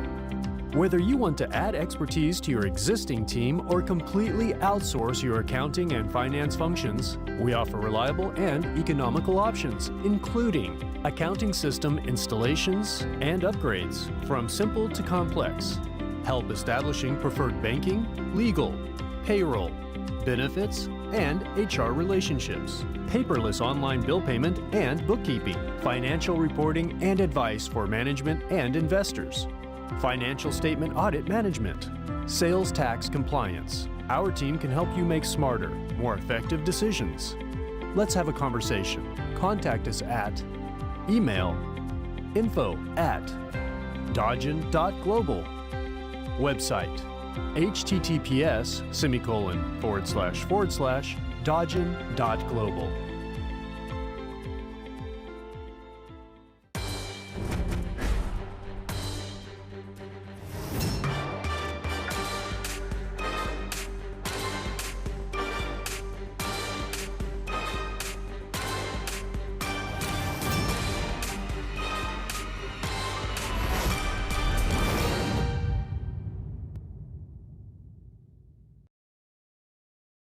Your business matters.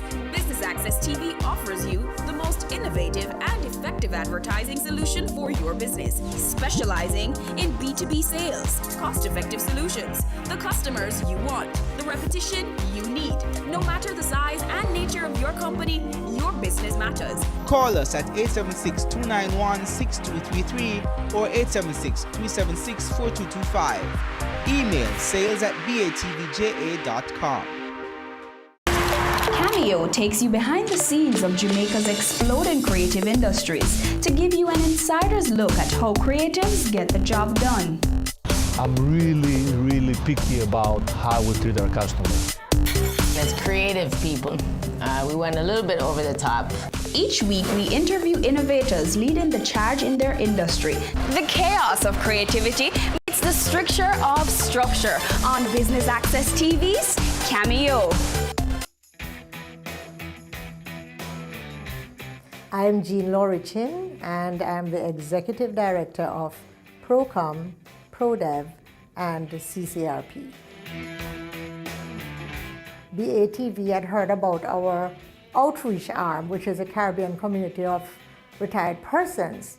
I think BATV is having a very positive impact.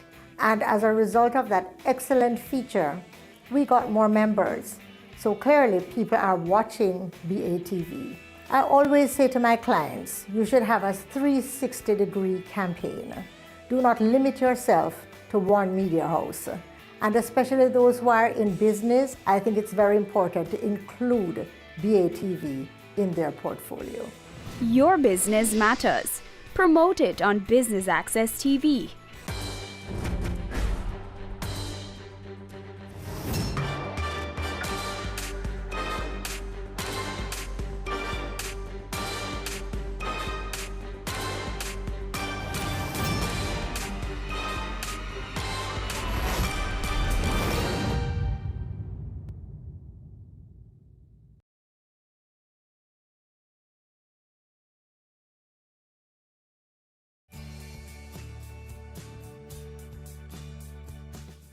The Jamaica Stock Exchange wishes to help to develop the social sector. To that end, they have formed the Jamaica Social Stock Exchange, which is a safe, efficient, and transparent platform that aims to promote social projects that build Jamaica and will inure to the benefit of all persons living in the country. The Jamaica Stock Exchange is a company that encourages and mobilizes capital for the main market. And that is the market that is not the social sector. Now, the Jamaica Social Stock Exchange is really geared towards the social sector to help to solve social problems in the field of health, education, about children, environment. Those are some of the things that we consider social problems. And so it is to mobilize the capital, allow persons who have a desire to invest in a social good, to invest in the social stock exchange. It is designed in two parts. In phase one, where we look at social investment, and phase two, where we look at social impact investment. Now in phase one, really what we are saying is, it is donation.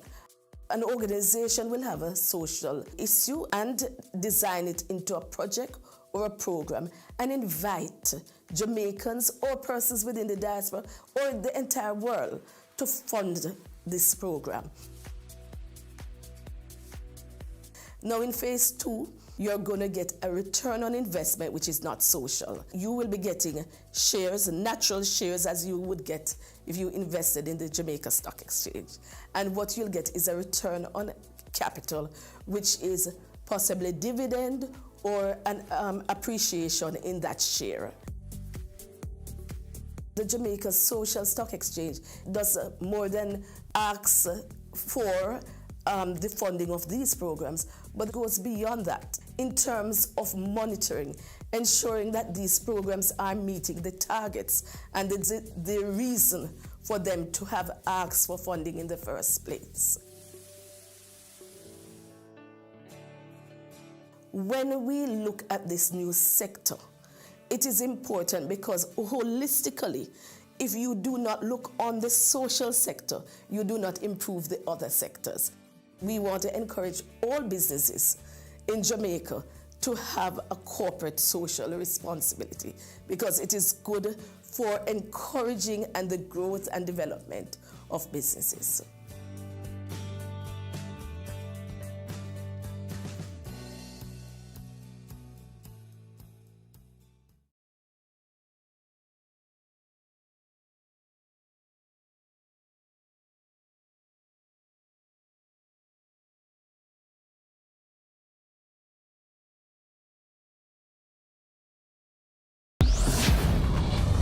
In this 1 degree, you're able to do many things. I think the field found me. I'd rather work with the deceased than work with the living. Let us open your mind to careers you've never considered. Miniature model maker. Game technician. Animator. Empowerment. Career moves. Anywhere money is, that's where I am. Your business matters. Business Access TV offers you the most innovative and effective advertising solution for your business, specializing in B2B sales, cost-effective solutions, the customers you want, the repetition you need. No matter the size and nature of your company, your business matters. Call us at 876-291-6233 or 876-376-4225. Email sales@batvja.com.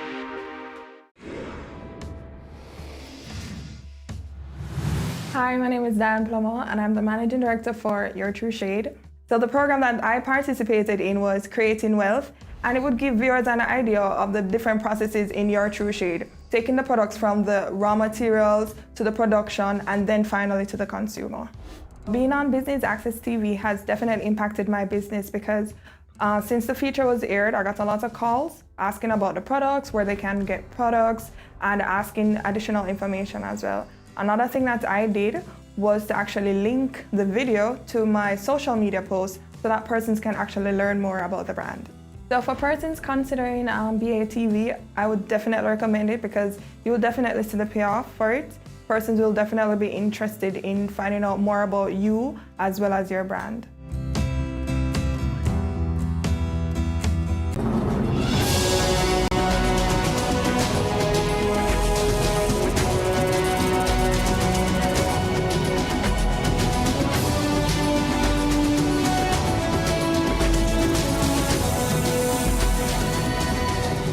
The Good Life, your weekly dose of information on nutrition, wellness, and fitness. Discover ways to nurture your mind, body, and spirit.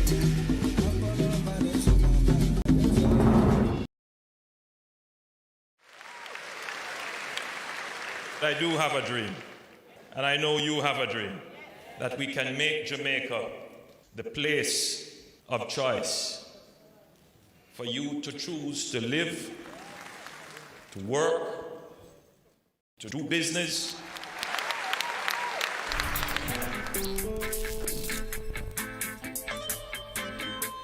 We are going for the Jamaica we want.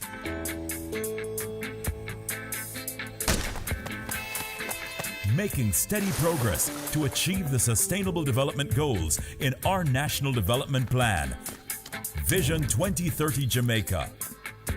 We have teamed up with valued partners, working through strong institutions to reduce inequalities in our society.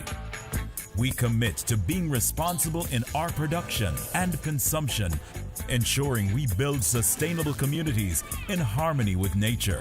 Jamaica is making significant strides in providing quality, lifelong education for all, enabling our people to be engaged in decent work to drive economic growth, equipping men and women with the skills to build resilient infrastructure, promote sustainable industry, foster innovation, and utilize new technologies. Urgent action is being taken to manage natural resources responsibly, protecting clean water sources, ensuring access to water and sanitation for all, diversifying to alternative energy sources, conserving our environment, and sustaining life below water and on land. Jamaica is making moves to ensure healthy lifestyles for the well-being of our people. We're promoting sustainable agriculture to achieve food security, improve nutrition, and end extreme hunger, putting in the work to end poverty in all its forms. We're on track in achieving our sustainable development goals through realizing our Vision 2030 Jamaica. We will leave no one behind. And I'm chilling right now, cause we're winning right now.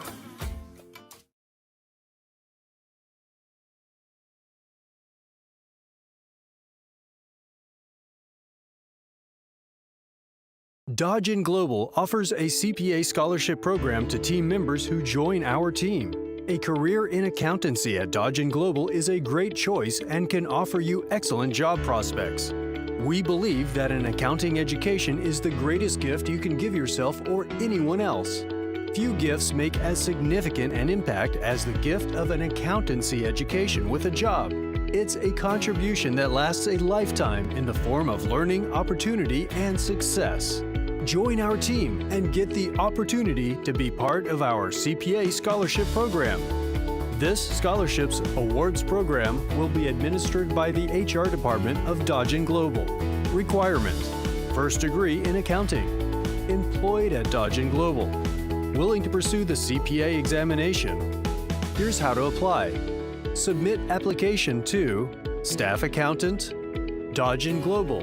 Email sa@dodgen.com.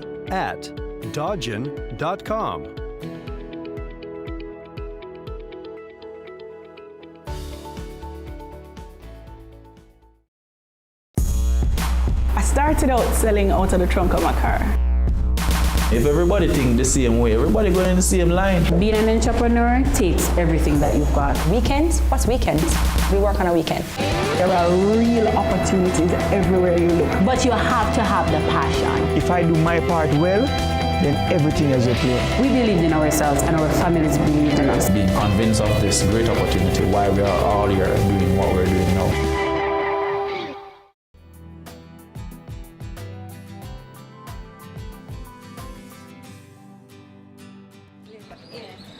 Hi, Mas Errol. How you do? Not too bad. This was so interesting in the paper today, Mas Errol. Enough things. Did you know that the EU has been doing a lot of work in Jamaica? Who is the EU again, Mas Errol? The European Union. A group of European nations that come together to promote social and economic progress and peace across the world. For true? Newspaper is all well and good, but I bet I can find more information from the internet. I know just the person to call. Hi, Minister. Minister. Hi, Jody. Hi, Errol. What can you tell us about how the European Union has been helping Jamaica? Over the past 43 years, we have received approximately 1.2 billion euros, and this has run the gamut of a number of developmental programs. A particular area of support has been in the area of agriculture. The EU has provided grant funding and support funding for sugar-dependent areas. Between 2006 and 2017, the EU provided some 23 billion Jamaican dollars to help people living in areas that are dependent on sugar. Under the AMS, 397 houses have been built for residents. This replaces the old barracks-type housing in which they used to live. The condition of the barracks were completely rough. No light, no water. We never have any transport. The bathroom is outside and the toilet was a pit toilet. We never have no tank, we have a tank. The lights are here, the bathroom inside, the kitchen inside. Thank God for the benefit we have right now. Nearly 200 miles of roads have been built or reconstructed in the parishes of St. Catherine, St. Thomas, Trelawney, St. James, Hanover, St. Elizabeth, Westmoreland and Clarendon. Based on the roads that we did, it has created some form of ease for the truckers. Citizens of the area, they also benefit from the road. More than 2,000 SDA residents have received vocational training. The center would have been equipped to the tune of over 7 million Jamaican dollars to purchase various forms of training supplies and equipment across 3 skill areas: apiculture, bartending, and cosmetology. I have been receiving training in various areas such as facial, massage, nail. They have helped me to be certified and I can now earn an honest living from this. The EU provided over 100 million Jamaican dollars in new business grants to residents in sugar-dependent areas. Thanks to the EU for giving me this injection of 1,000 chickens, the feed and medication. I received $1 million and it makes me into a woman that I am today. The EU's AMS program has also funded extensive improvement to health facilities. We expand the waiting area, operational space for our doctors and nurses. The staff morale, it has improved because you're better able to work with more privacy. With the funding, we're able to open this section we call the male ward. It is marked improvement over what it was. You feel comfortable, feel like at home. Enhancement of educational facilities. I've assisted us in erecting an auditorium. We have a fully refurbished computer lab and we have a library with over 300 books. We got $11 million to build the facility and it was a wonderful restroom for the school and we appreciate it. Upgrade of childcare facilities.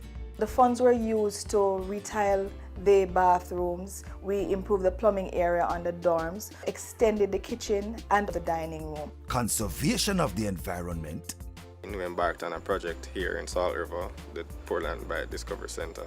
Funding has gone towards the erection of the building as well as the construction of the boardwalk. Increased access to sporting facilities and the preservation of Jamaica's historical architecture. We were fortunate to get funding for the rehabilitation of the building with computers and computer workstations.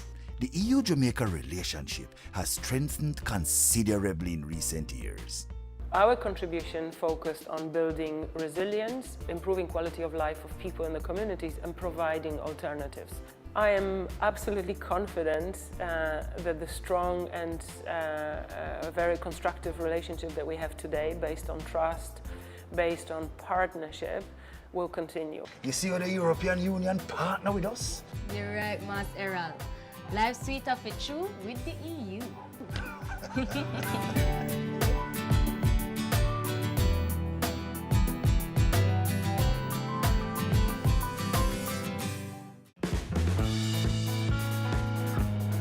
So Business Access TV has impacted my business pretty much, in the obvious ways. Everywhere I go, people would stop me. Are you the girl that was on Business Access TV? I love your work is amazing. Of course, business-wise, orders came in through the interview. It's our ancient Japanese technique. The interview was great because I was able to explain my process and people really understood it. The impact of you doing an interview and showcasing it on Business Access TV is priceless. There's no dollar value for that. What is there to lose? You have everything to gain. It's been an amazing experience for me and it will be for you. Your business matters. Promote it on Business Access TV.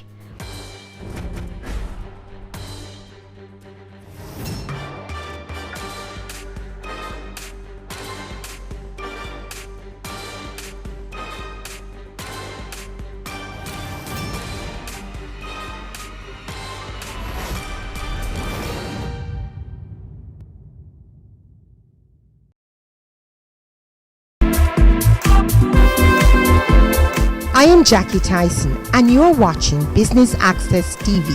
Serious about business.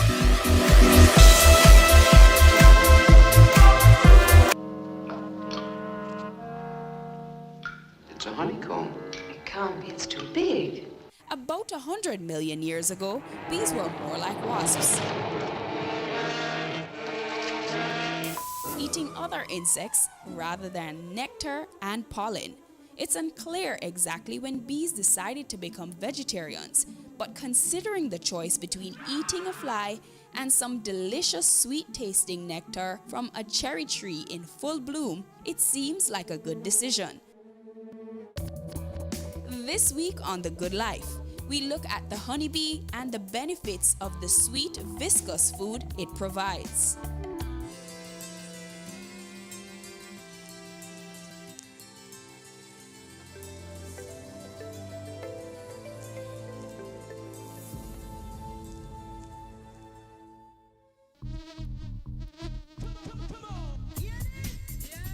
Scientists believe that bees are responsible for the rich flower diversity we enjoy today.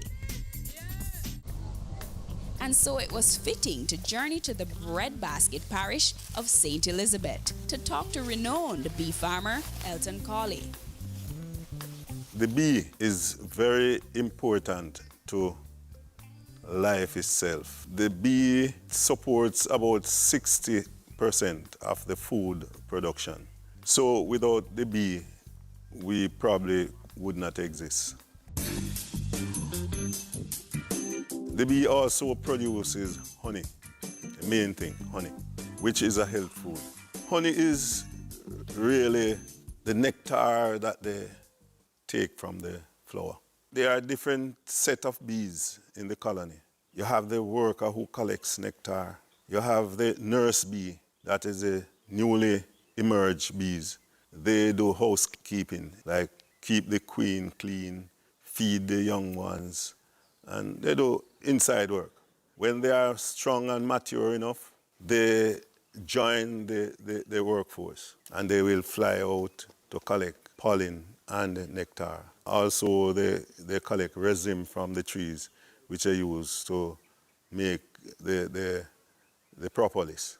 The scouts will fly out in search of flowering plants. They come back to the hive and communicate that information to the bees that are in the hive. Tell them what direction to fly, and they will go out, fill their stomach with the nectar, and fly back to the hive. While flying to the hive, that nectar that they take in their stomach is converted to honey, and they take back honey to the hive, deposit it, and go again. And there are thousands of bees that are doing that during the day. Our main source in St. Elizabeth, we have a lot of logwood. The logwood is the main one. The logwood is a distinctive honey. It has a special taste. It has a special aroma.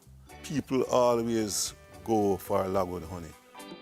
If we should label the honey as logwood honey, we can ask for a premium price for it. But most farmers don't separate the logwood honey from the multifloral. They just package everybody and sell it at one price. But the logwood honey is exceptional. This frame, the queen lays in it. You notice there are some seal broods and there are some larvas. She lays in this, both sides. The top section of it, they store some honey. You refer to it as the honey arch. You know, see them store it in an arch. And as soon as these bees emerges, they stock honey in all of this. Honey has had a valued place in traditional medicine for centuries. It has a limited use in modern medicine due to the lack of scientific support, but studies have recorded some undisputed benefits. Honey, benefits. Oh boy, honey has many benefits. It is referred to as nature's only natural food. When one takes honey in their system, your body uses up every part of the honey that you take in. None of it not go to waste. And that is the reason why it is not advisable that you take a whole heap of honey one time, because your body cannot deal with it in large volume. If you have Any fungal infection, whether your hair, your skin, your eyes, between your toes, you apply a small coat of honey and you're good to go. When you take honey, it energizes you.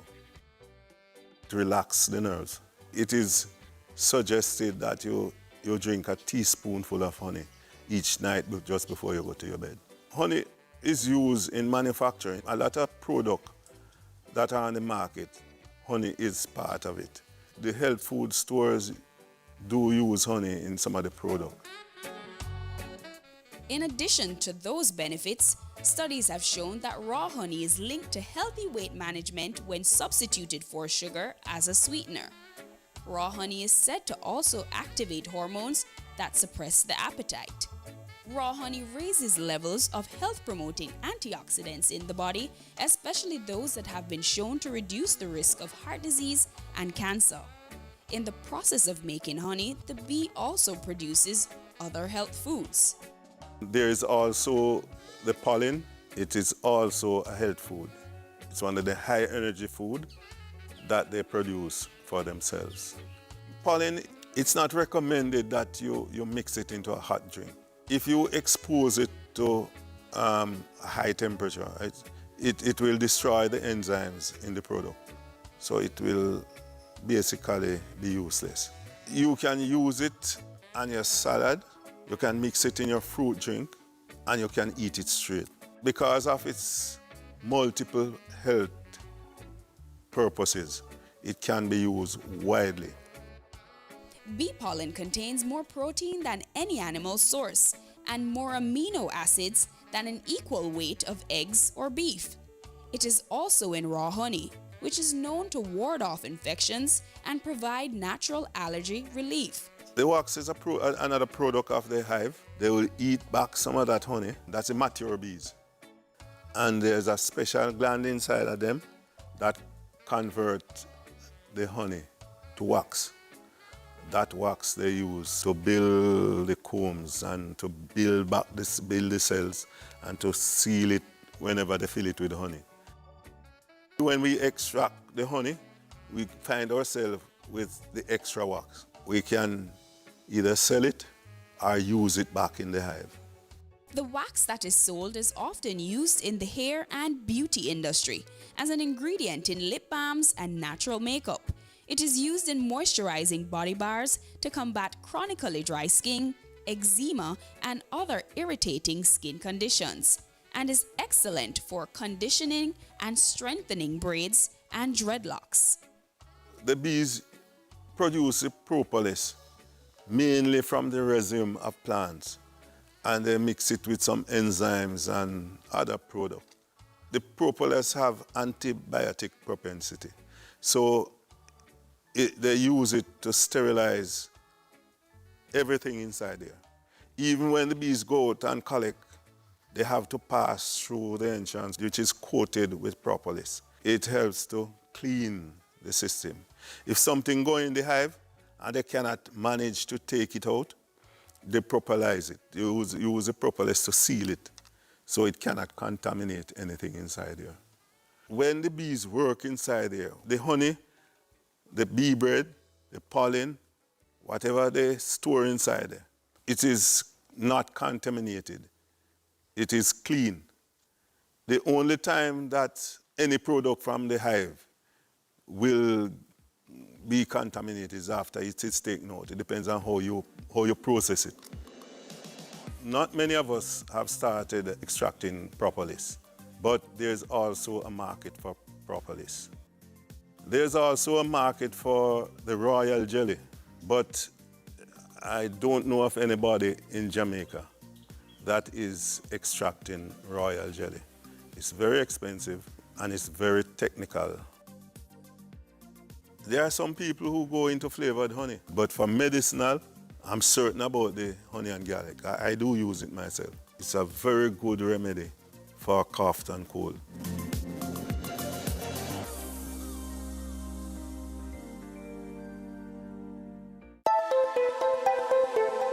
You can't please your shareholders before pleasing your customers and pleasing the staff. All three are very important. This week on Business Access.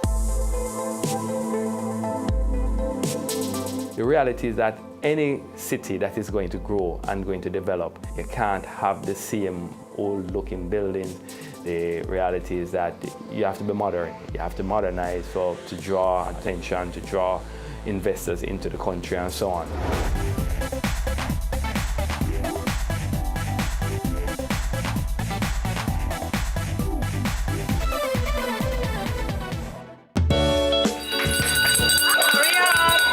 Creating change, building a future, caring hands, giving back, touching hearts, and shaping lives. Impacting our world for the better.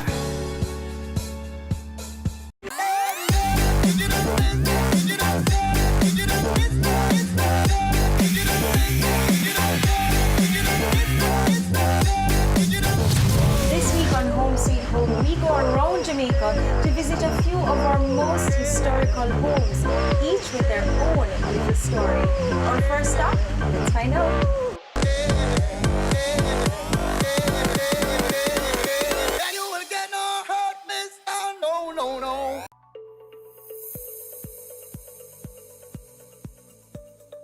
Welcome back to The Good Life. If you are just joining us, we are exploring the benefits of honey.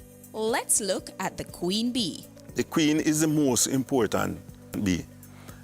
She is the one who maintains the hive. She knows when to produce and how much to produce. She can lay up to 2,000 eggs per day. And that's a lot of eggs.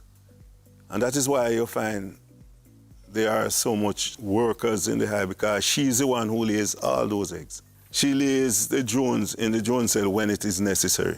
The more bees you have in the hive, the more efficient the hive is. So if you give them the space, they will produce and occupy all the space. The aim of keeping good hives is to keep it strong, especially when it's coming up to flowering time. You will have to determine how fast you want your hive to grow, For example, you must know whether you want more hives or you want more honey. Now, if you want more hives, you're going to have to keep splitting those hives. If you can produce queens, you can produce queens from the hive without allowing the bees to do it.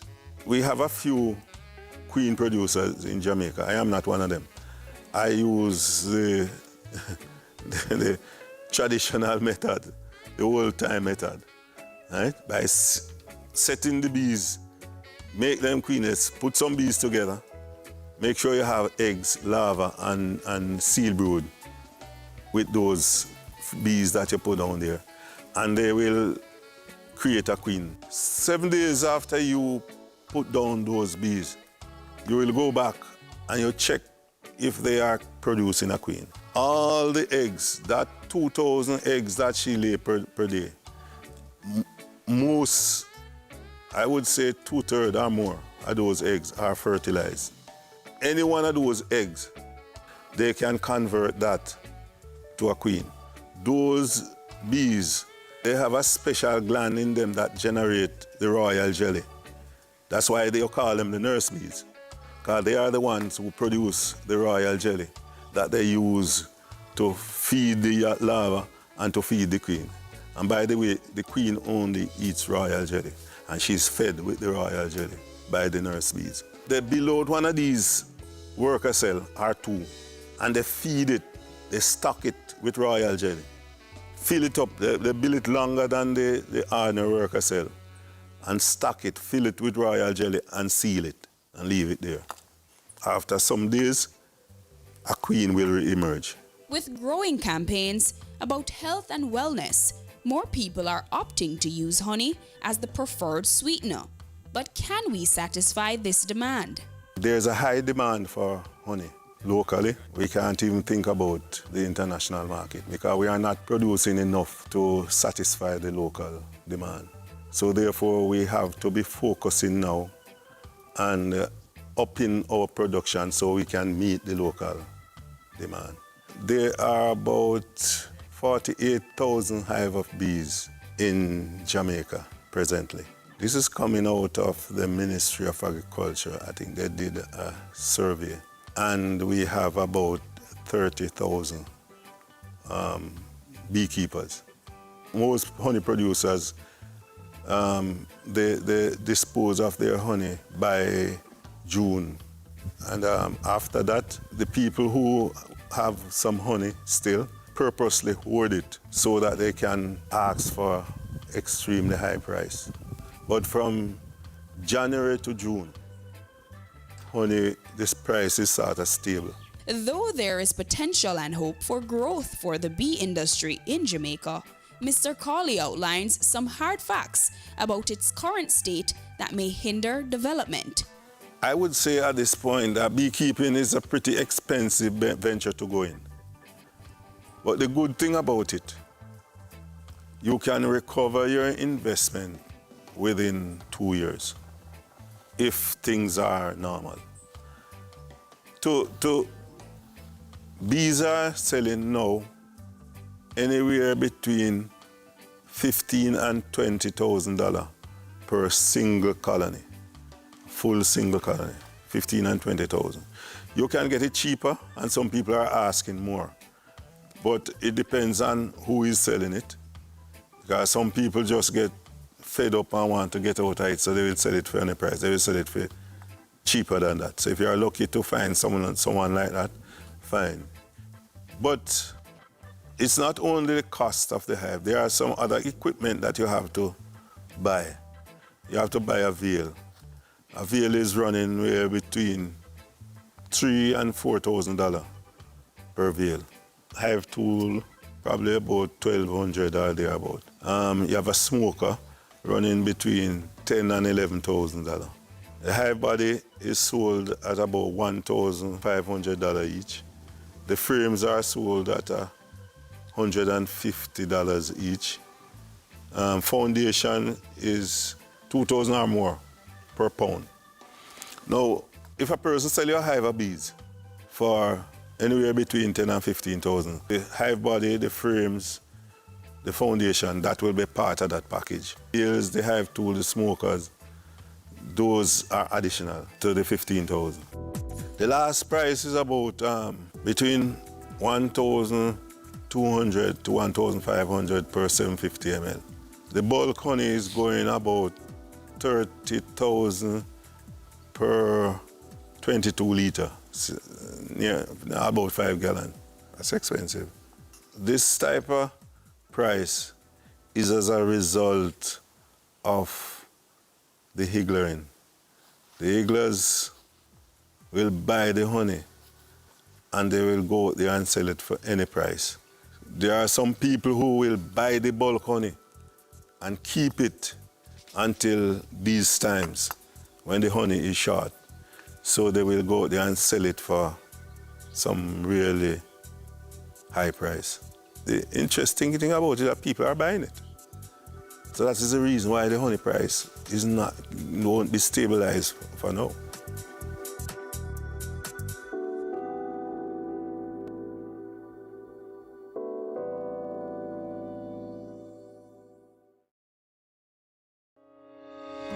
Dodge & Global Marketing Strategy Consulting. Marketing isn't a department, it's a system. Having an integrated and cohesive marketing plan allows each marketing technique to support the others, thereby creating a synergy of branding and growth for your business. Dodge & Global can assist you in making smart decisions with lasting value in regard to the following key decisions. Determine if there is a paying market for your products and services. Craft long-term and short-term marketing goals. Define marketing campaigns. Create marketing strategies. Select powerful marketing techniques to reach your audience.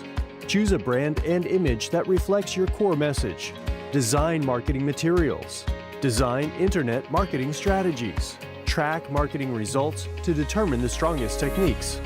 Because it's so important to create an integrated marketing strategy that will bring in business. Get advice and mentoring from people who are already successful marketing experts. Our team can help you make smarter, more effective decisions. Let's have a conversation. Contact us at email info@dodgen.global. Website https://dodgen.global. Sundays at 4:30 p.m. It's all about Home Sweet Home. Get your half-hour dose of the business of real estate, from laws and concepts to reality, building, buying, or renting. Or what about trends in decor or renovations? Home Sweet Home will keep you up to date.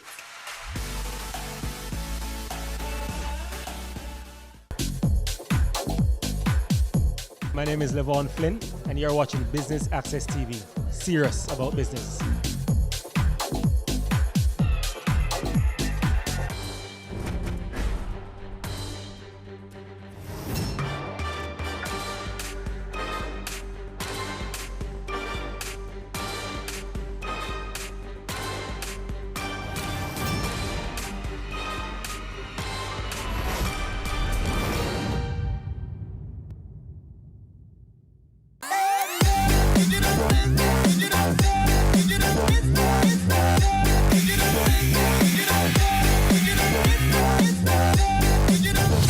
This week on Home Sweet Home, we go around Jamaica to visit a few of our most historical homes, each with their own little story.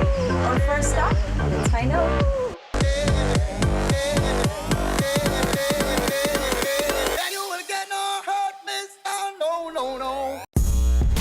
I started out selling out of the trunk of my car. If everybody think the same way, everybody going in the same line. Being an entrepreneur takes everything that you've got. Weekends? What's weekends? We work on a weekend. There are real opportunities everywhere you look. But you have to have the passion. If I do my part well, then everything is okay. We believed in ourselves and our families believed in us. Being convinced of this great opportunity, why we are all here doing what we're doing now.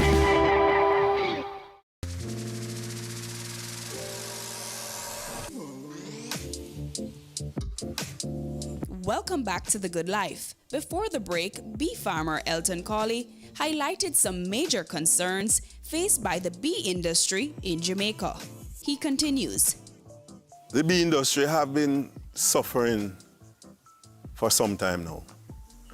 I would say about 3-4 years since we have been seeing a steady decline in the production of honey.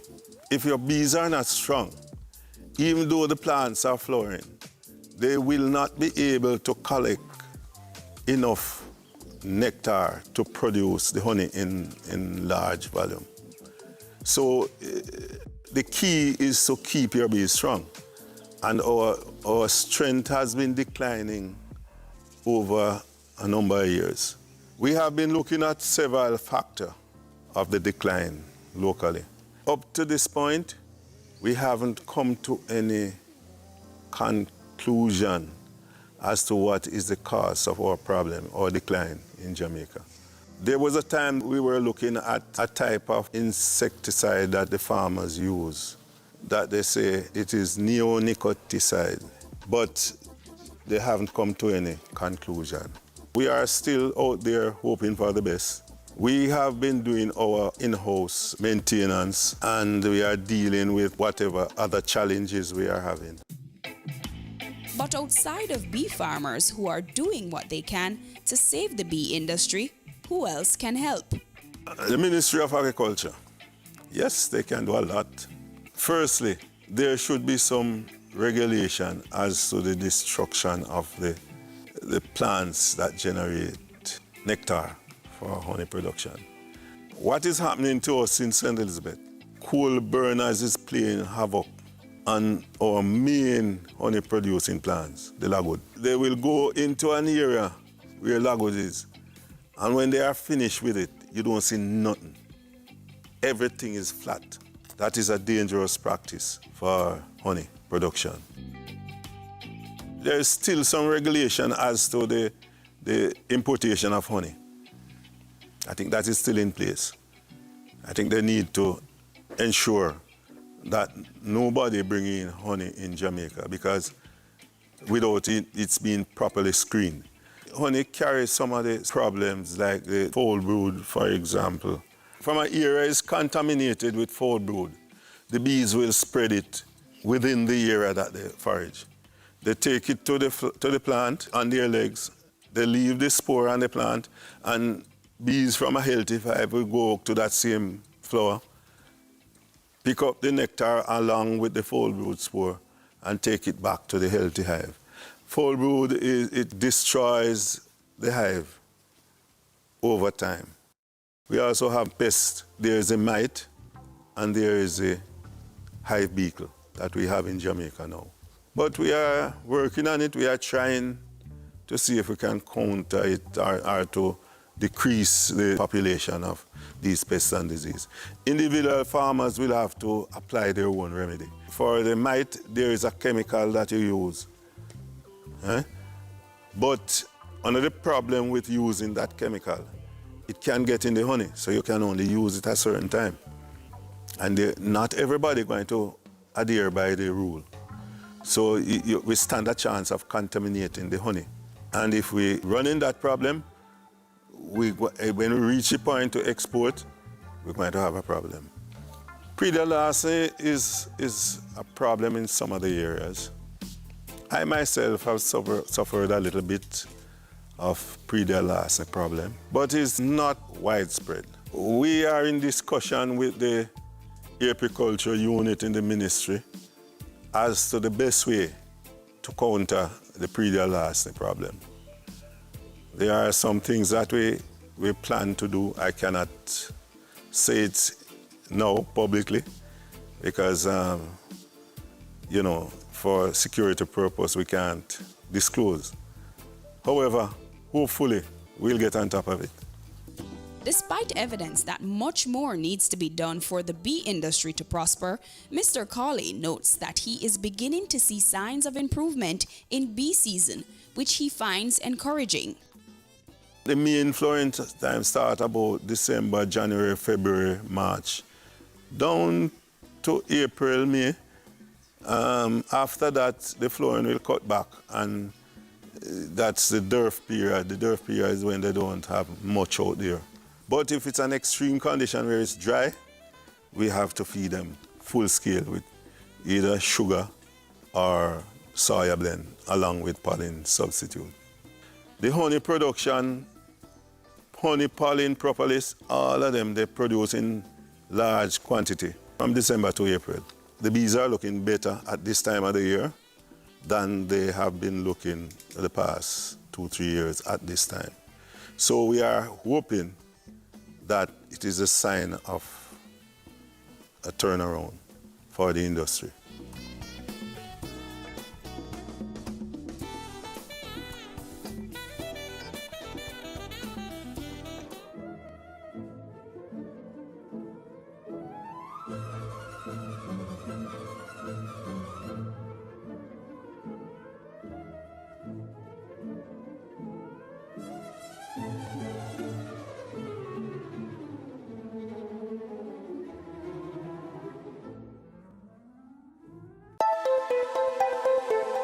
You can't please your shareholders before pleasing your customers and pleasing the staff. All three are very important. This week on Business Access.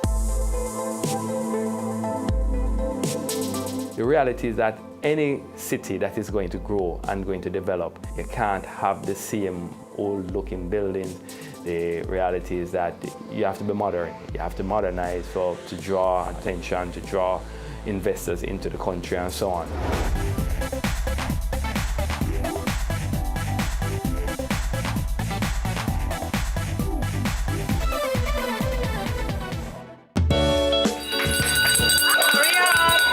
Creating change, building a future, caring hands, giving back,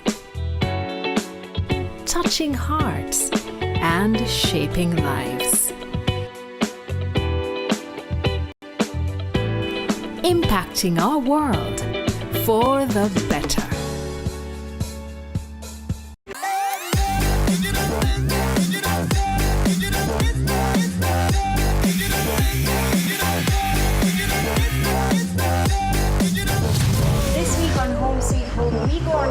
Jamaica to visit a few of our most historical homes, each with their own little story. Our first stop, let's find out.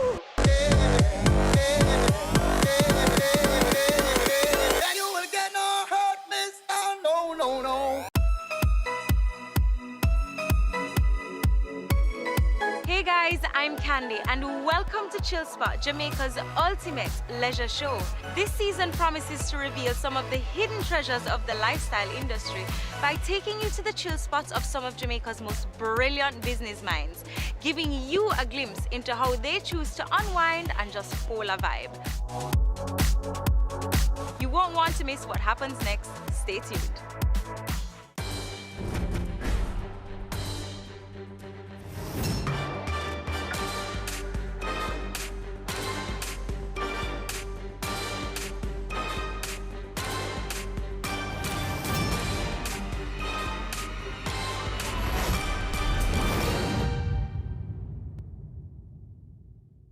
The history of dietetics can be traced as far back as the writings of Homer, Plato, and Hippocrates in ancient Greece. Although diet and nutrition continued to be judged important for health, dietetics did not progress much until the 19th century with the advances in chemistry. The profession was given a boost during the Second World War when its importance was recognized by the military. Today, professional dietetic associations can be found on every continent, and registered dietitians are involved in health promotion and treatment and work alongside physicians. The growing need for dietetics professionals is driven by a growing public interest in nutrition and the potential of functional foods to prevent a variety of diet-related conditions. So, we had a chat with the program director for dietetics at UTEC on this episode of Career Moves.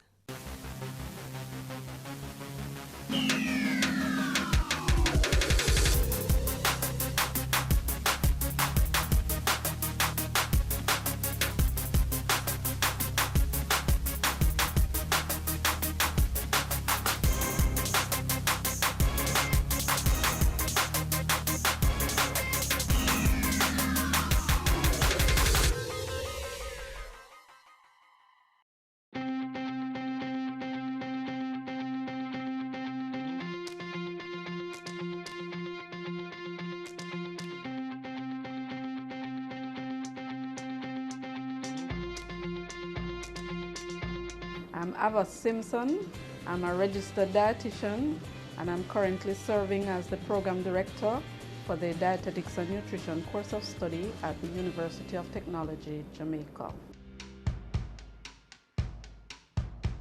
Dietetics and nutrition is a combined field. What we are looking at is the nutritional status of individuals. So the dietetics and nutrition look at managing that nutritional status. The nutrition component we tend to think of as dealing with well people. The dietetics we tend to more think of dealing with sick persons. But they are combined and they both support each other. Dietitians apply the science of human nutrition to help people understand the relationship between food and health in making the right dietary choices, so they can often be found working in various sectors. You will mainly find the dietitians working in hospitals. You can find them in industries as well. There are several areas of work, but the one that is more common and persons tend to be used to seeing is the clinical dietitians or those working in hospitals. So you will find that the clinical dietitians, they will look about the nutritional status of the individual, and they tend to also administer the food service sections in the hospital as well. You can find a media dietitian, you can find a dietitian doing promotions for a group of supermarkets. I'm in education, you can find them in marketing, you can find them in product development, in science. So there are quite a number of areas that you can find the dietitians. Ava notes that the job is not gender neutral, but oftentimes it's the passion to help individuals make better choices which leads people to studying dietetics. We are not very specific about who can become as long as you can matriculate and meet the requirements. you can become a dietitian. And it's not gender specific either.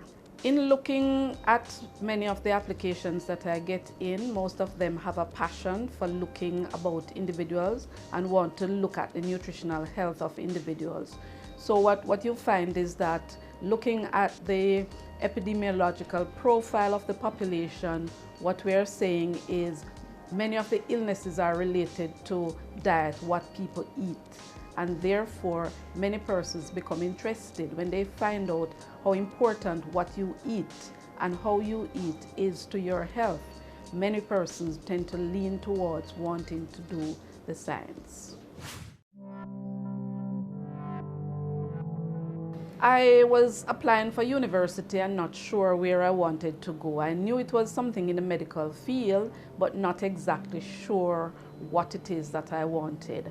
And therefore I met Heather Little-White, and she introduced the profession to me. She said you could go to, it was then CAST, and do the program at CAST, and then you could go on to complete the degree and become a dietitian.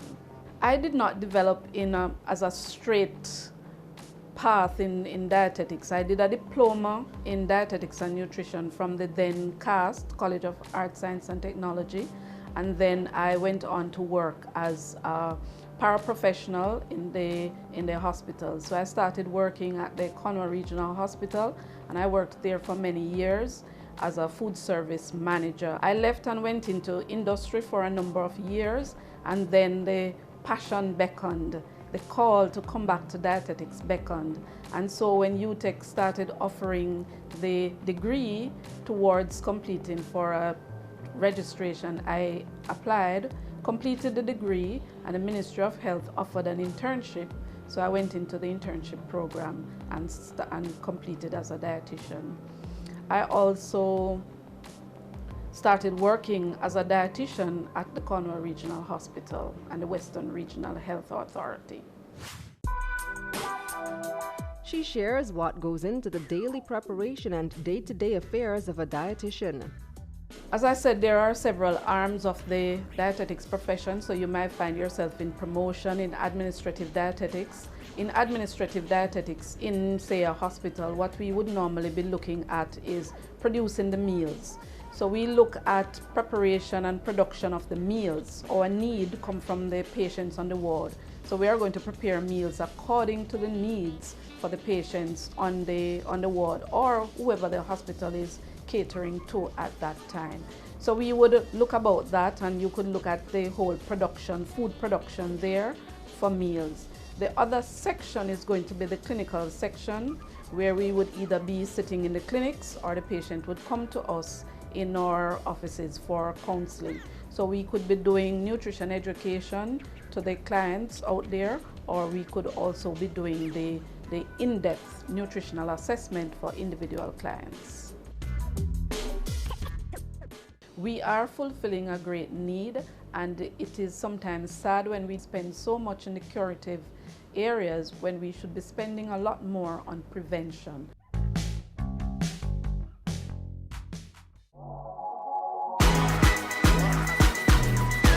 The Good Life, your trusted source for useful health and wellness information, lifestyle tips for the mind, body, and soul.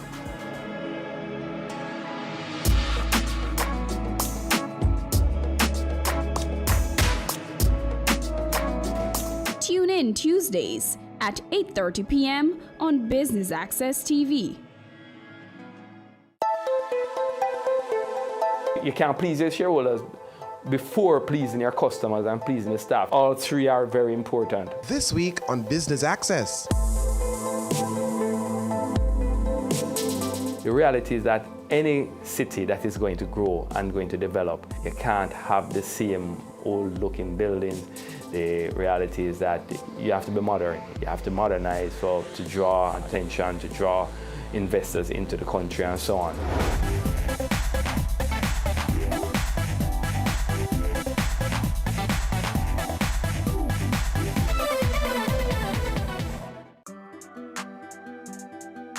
We are serious serious about the business of real estate. So catch Home Sweet Home Sundays at 4:30 p.m. or if you missed it, check our website at batvja.com.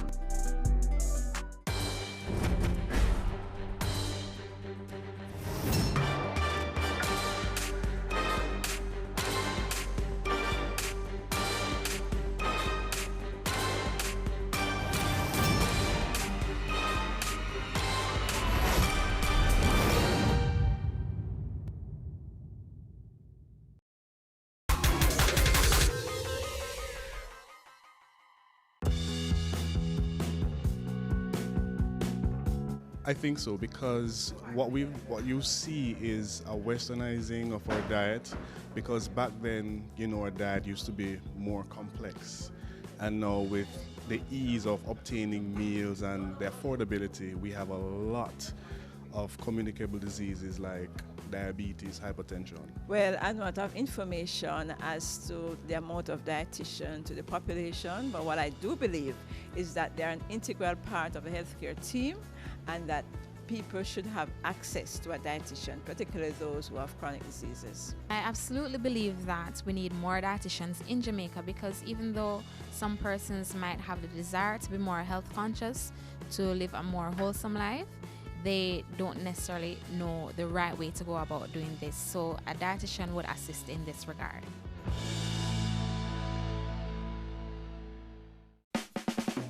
Dietetics is a vital, growing field open to creativity and opportunity, and the possibilities are endless.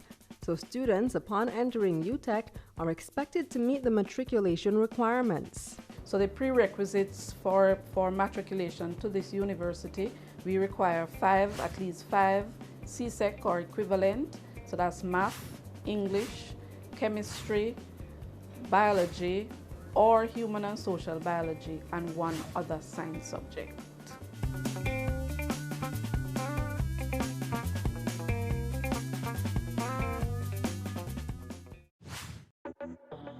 But what happens when you've entered through the gates of UTech? So now that they're at UTech, they have to complete the university's requirement for a degree, and then we do what is called the core modules for the professional group. And so we would look in depth at chemistries, nutritional biochemistry, biochemistry. We have to do all the nutrition coming up. So we start from basic nutrition onto advanced nutrition. And we also have to look at the clinical aspect. So we want to look at the clinical nutrition aspect as well. So all of those would come into the training for persons.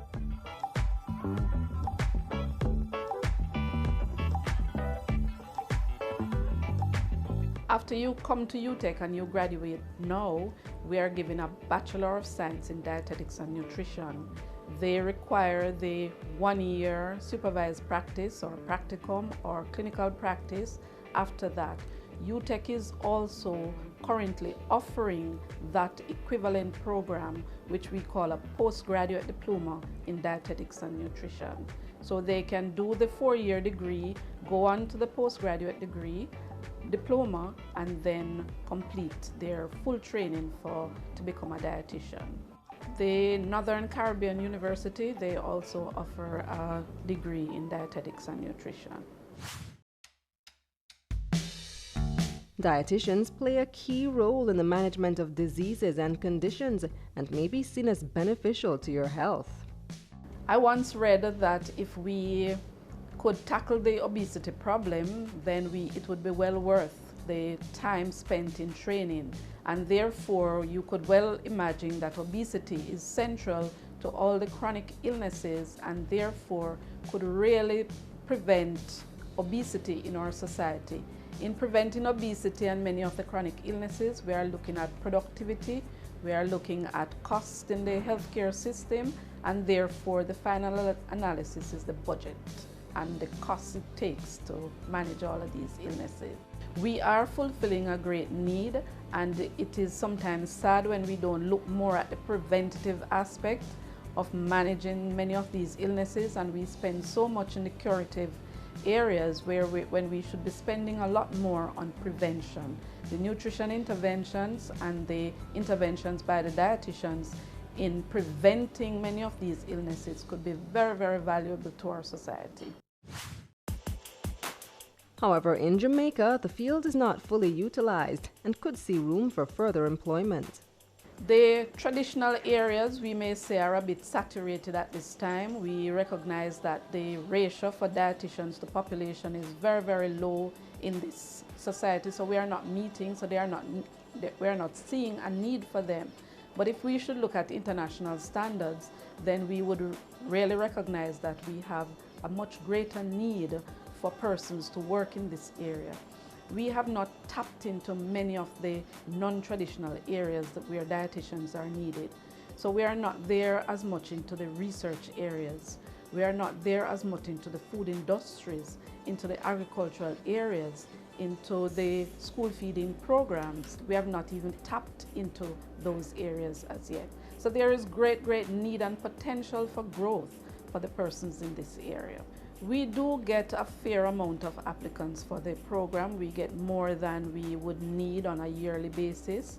And they come in and they are very, very passionate about what they really want to do for the population in terms of looking at the nutritional health of persons. Well, when it comes to job security, Ava says no job is ever secure. I am not sure about job security. There are no jobs that are very, very secure. Those persons who work in the government system, they tend to want that security of tenure in those areas. But in other areas, it depends on where you work. If you go to an industry that is growing and you have proved your worth in those areas, then you could see yourself being there for quite a while.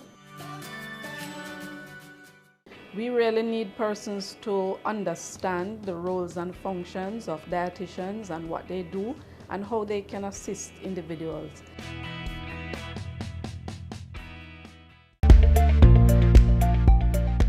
Internal audit. Internal audit service is vital when organizations aim to achieve reliable financial reports and regulatory compliance, navigating risks, streamlining operations, and promoting stakeholder confidence. The benefits of a high-quality internal audit are limitless, especially when you secure yours from a firm with deep industry experience, exposure to hundreds of organizations, dedicated professionals, and proven methodologies. Whether you're looking to establish an internal audit function, attain or maintain compliance with various regulations, mitigate your risk of fraud, or gain an overall assessment of your internal controls, you can count on Dodge & Global for reliable and timely business solutions. We've helped organizations nationwide and across industries to establish internal control structures, create an internal audit function, or improve an existing one, and maintain regulatory compliance. We provide ongoing education as regulations and public perceptions change. We are trusted advisors for management and boards. External auditors can be confident in our work and its results. Let Dodge & Global be a turnkey solution for your organization. Our team can help you make smarter, more effective decisions. Let's have a conversation. Contact us at email info@dodgen.global. Website https://dodgen.global. Hi, this is Angelique Martin Spencer, Principal and Interior Decorator of Ash, Angelique Spencer Home, and you're watching Business Access TV, serious about business.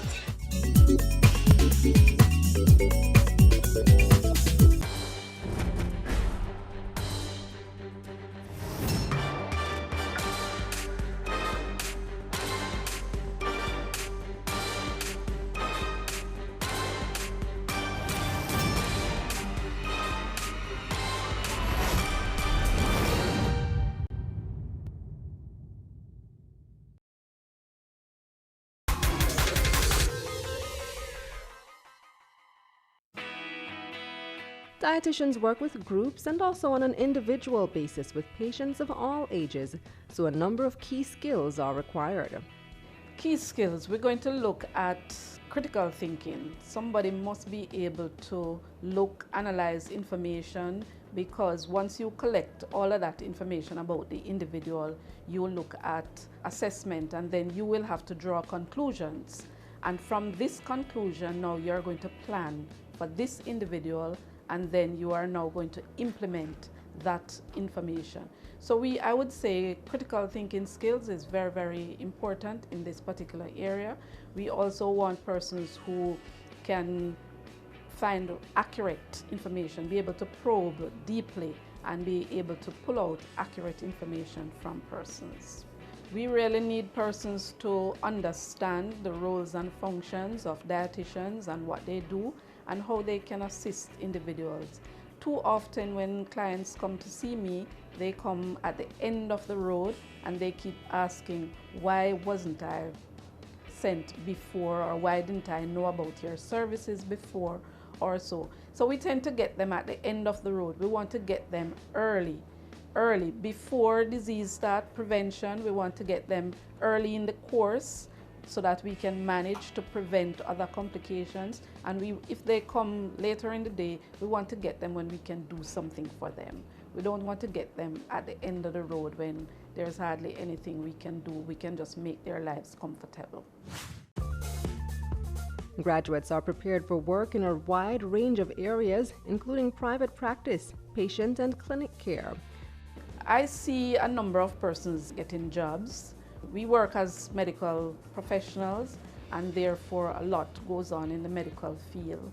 We want to see the persons going out into the industry areas, being able to provide, because if we are going to be asking persons to choose certain types of foods, we want the supportive environment, so we want to be able to see persons' products out there that are low salt, that are low sugar, that are appropriate in the potassium content.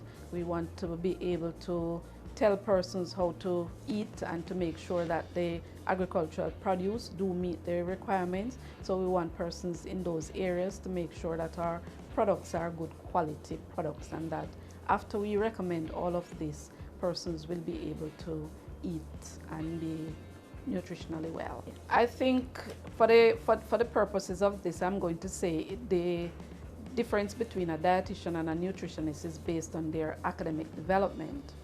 Now, the dietitian would have gone through the 4-year degree in dietetics and nutrition, done the internship, and then moved on to register as a dietitian. The nutritionist here in Jamaica comes in at a different level. They come in with a master's level, and they are more prepared for group development of group programs, prepared for the research areas, and so forth. So there is a very complementary role for the dietitians and nutritionists here in Jamaica. Knowledge of nutrition and healthy foods is just one component. But what about the misconceptions? There is opportunities for growth and development. We can see, as I said, in Jamaica, we are just starting out, so there is a lot in terms of product development. There's a lot in terms of research. There is quite a bit in terms of marketing of the services for these individuals. I'm not sure if you have seen any dietitian working with a chain of supermarkets as yet, which would be something that would give persons on-the-spot information and so forth. So there is quite a bit that could happen as it relates to development and scope for these persons. And we didn't even talk about the changing nature of how we would want to change the food service industry. Because if we are going to promote that persons should make healthy choices, if they want a low-fat choice, that low-fat choice must be on offer for them to be able to access those low-fat, low-sugar, and so choices. Compensation is based on where you work and the level that you are at. So somebody starting out very junior is going to start out with a junior salary, and many of those persons, the salary is what is paid by the government. So if you're a paraprofessional with the government in the technical services, that is what you would get at the paraprofessional level. And at the professional level where the dietitians start, you would be getting the same as, say, the pharmacists or the radiographers or so, the same basic salary in those areas. So it's comparable to those other paramedic professions that they would get. And as persons move on to different areas, depending on where you're at, you could command your good or better salaries. AVA is calling out the government to take a step in assisting this field in further developing its growth in Jamaica. As said, we are hoping that we could look at the ratio of dietitians to population. In Jamaica, we are nowhere near the ratio that we should be.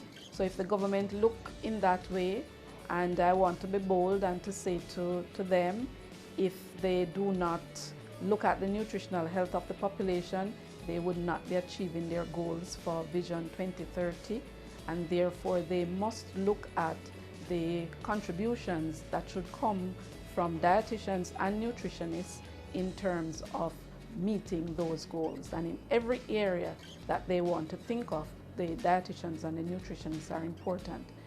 We were harping on a number of the areas, but if we look at the life cycle, we want to look at pre-birth, before the child is born. There is a role to play with that pregnant mother. There is even a role to play even before the woman becomes pregnant. So we're looking at pre-pregnancy, pregnancy, at birth for these children into that first year of life. We're looking at the other years following. We're looking at teenage or adolescent period. We're looking at the adult period, the elderly, where we would see a number of the chronic illnesses coming in. So if we want to look at even the scope, we could look at just the life cycle area, and we could see that there is quite a bit of scope for this profession. And as always, here are some tips in getting ahead. Students who want to become dietitians should think about the chemistry. They should look at the chemistry modules at school. If we are going to be studying the body, then we are looking a lot at the bodily processes, and chemistry is very important to that study. You want to make sure that you do well at math. We have to do quite a bit of calculations, and our calculations have to be accurate. You also want to look at your communication skills. You have to communicate with other professionals, and therefore you have to look at your communication skills. So we want to encourage them to get their good grades in all the subjects that are required to make it into the university. And when they come into university, they don't lose focus. It's a medical field. It's not very, very easy, but it is manageable. And therefore, once you are focused, you will complete your degree and you can get honors with your degree and move on to doing your internship and becoming a registered dietitian.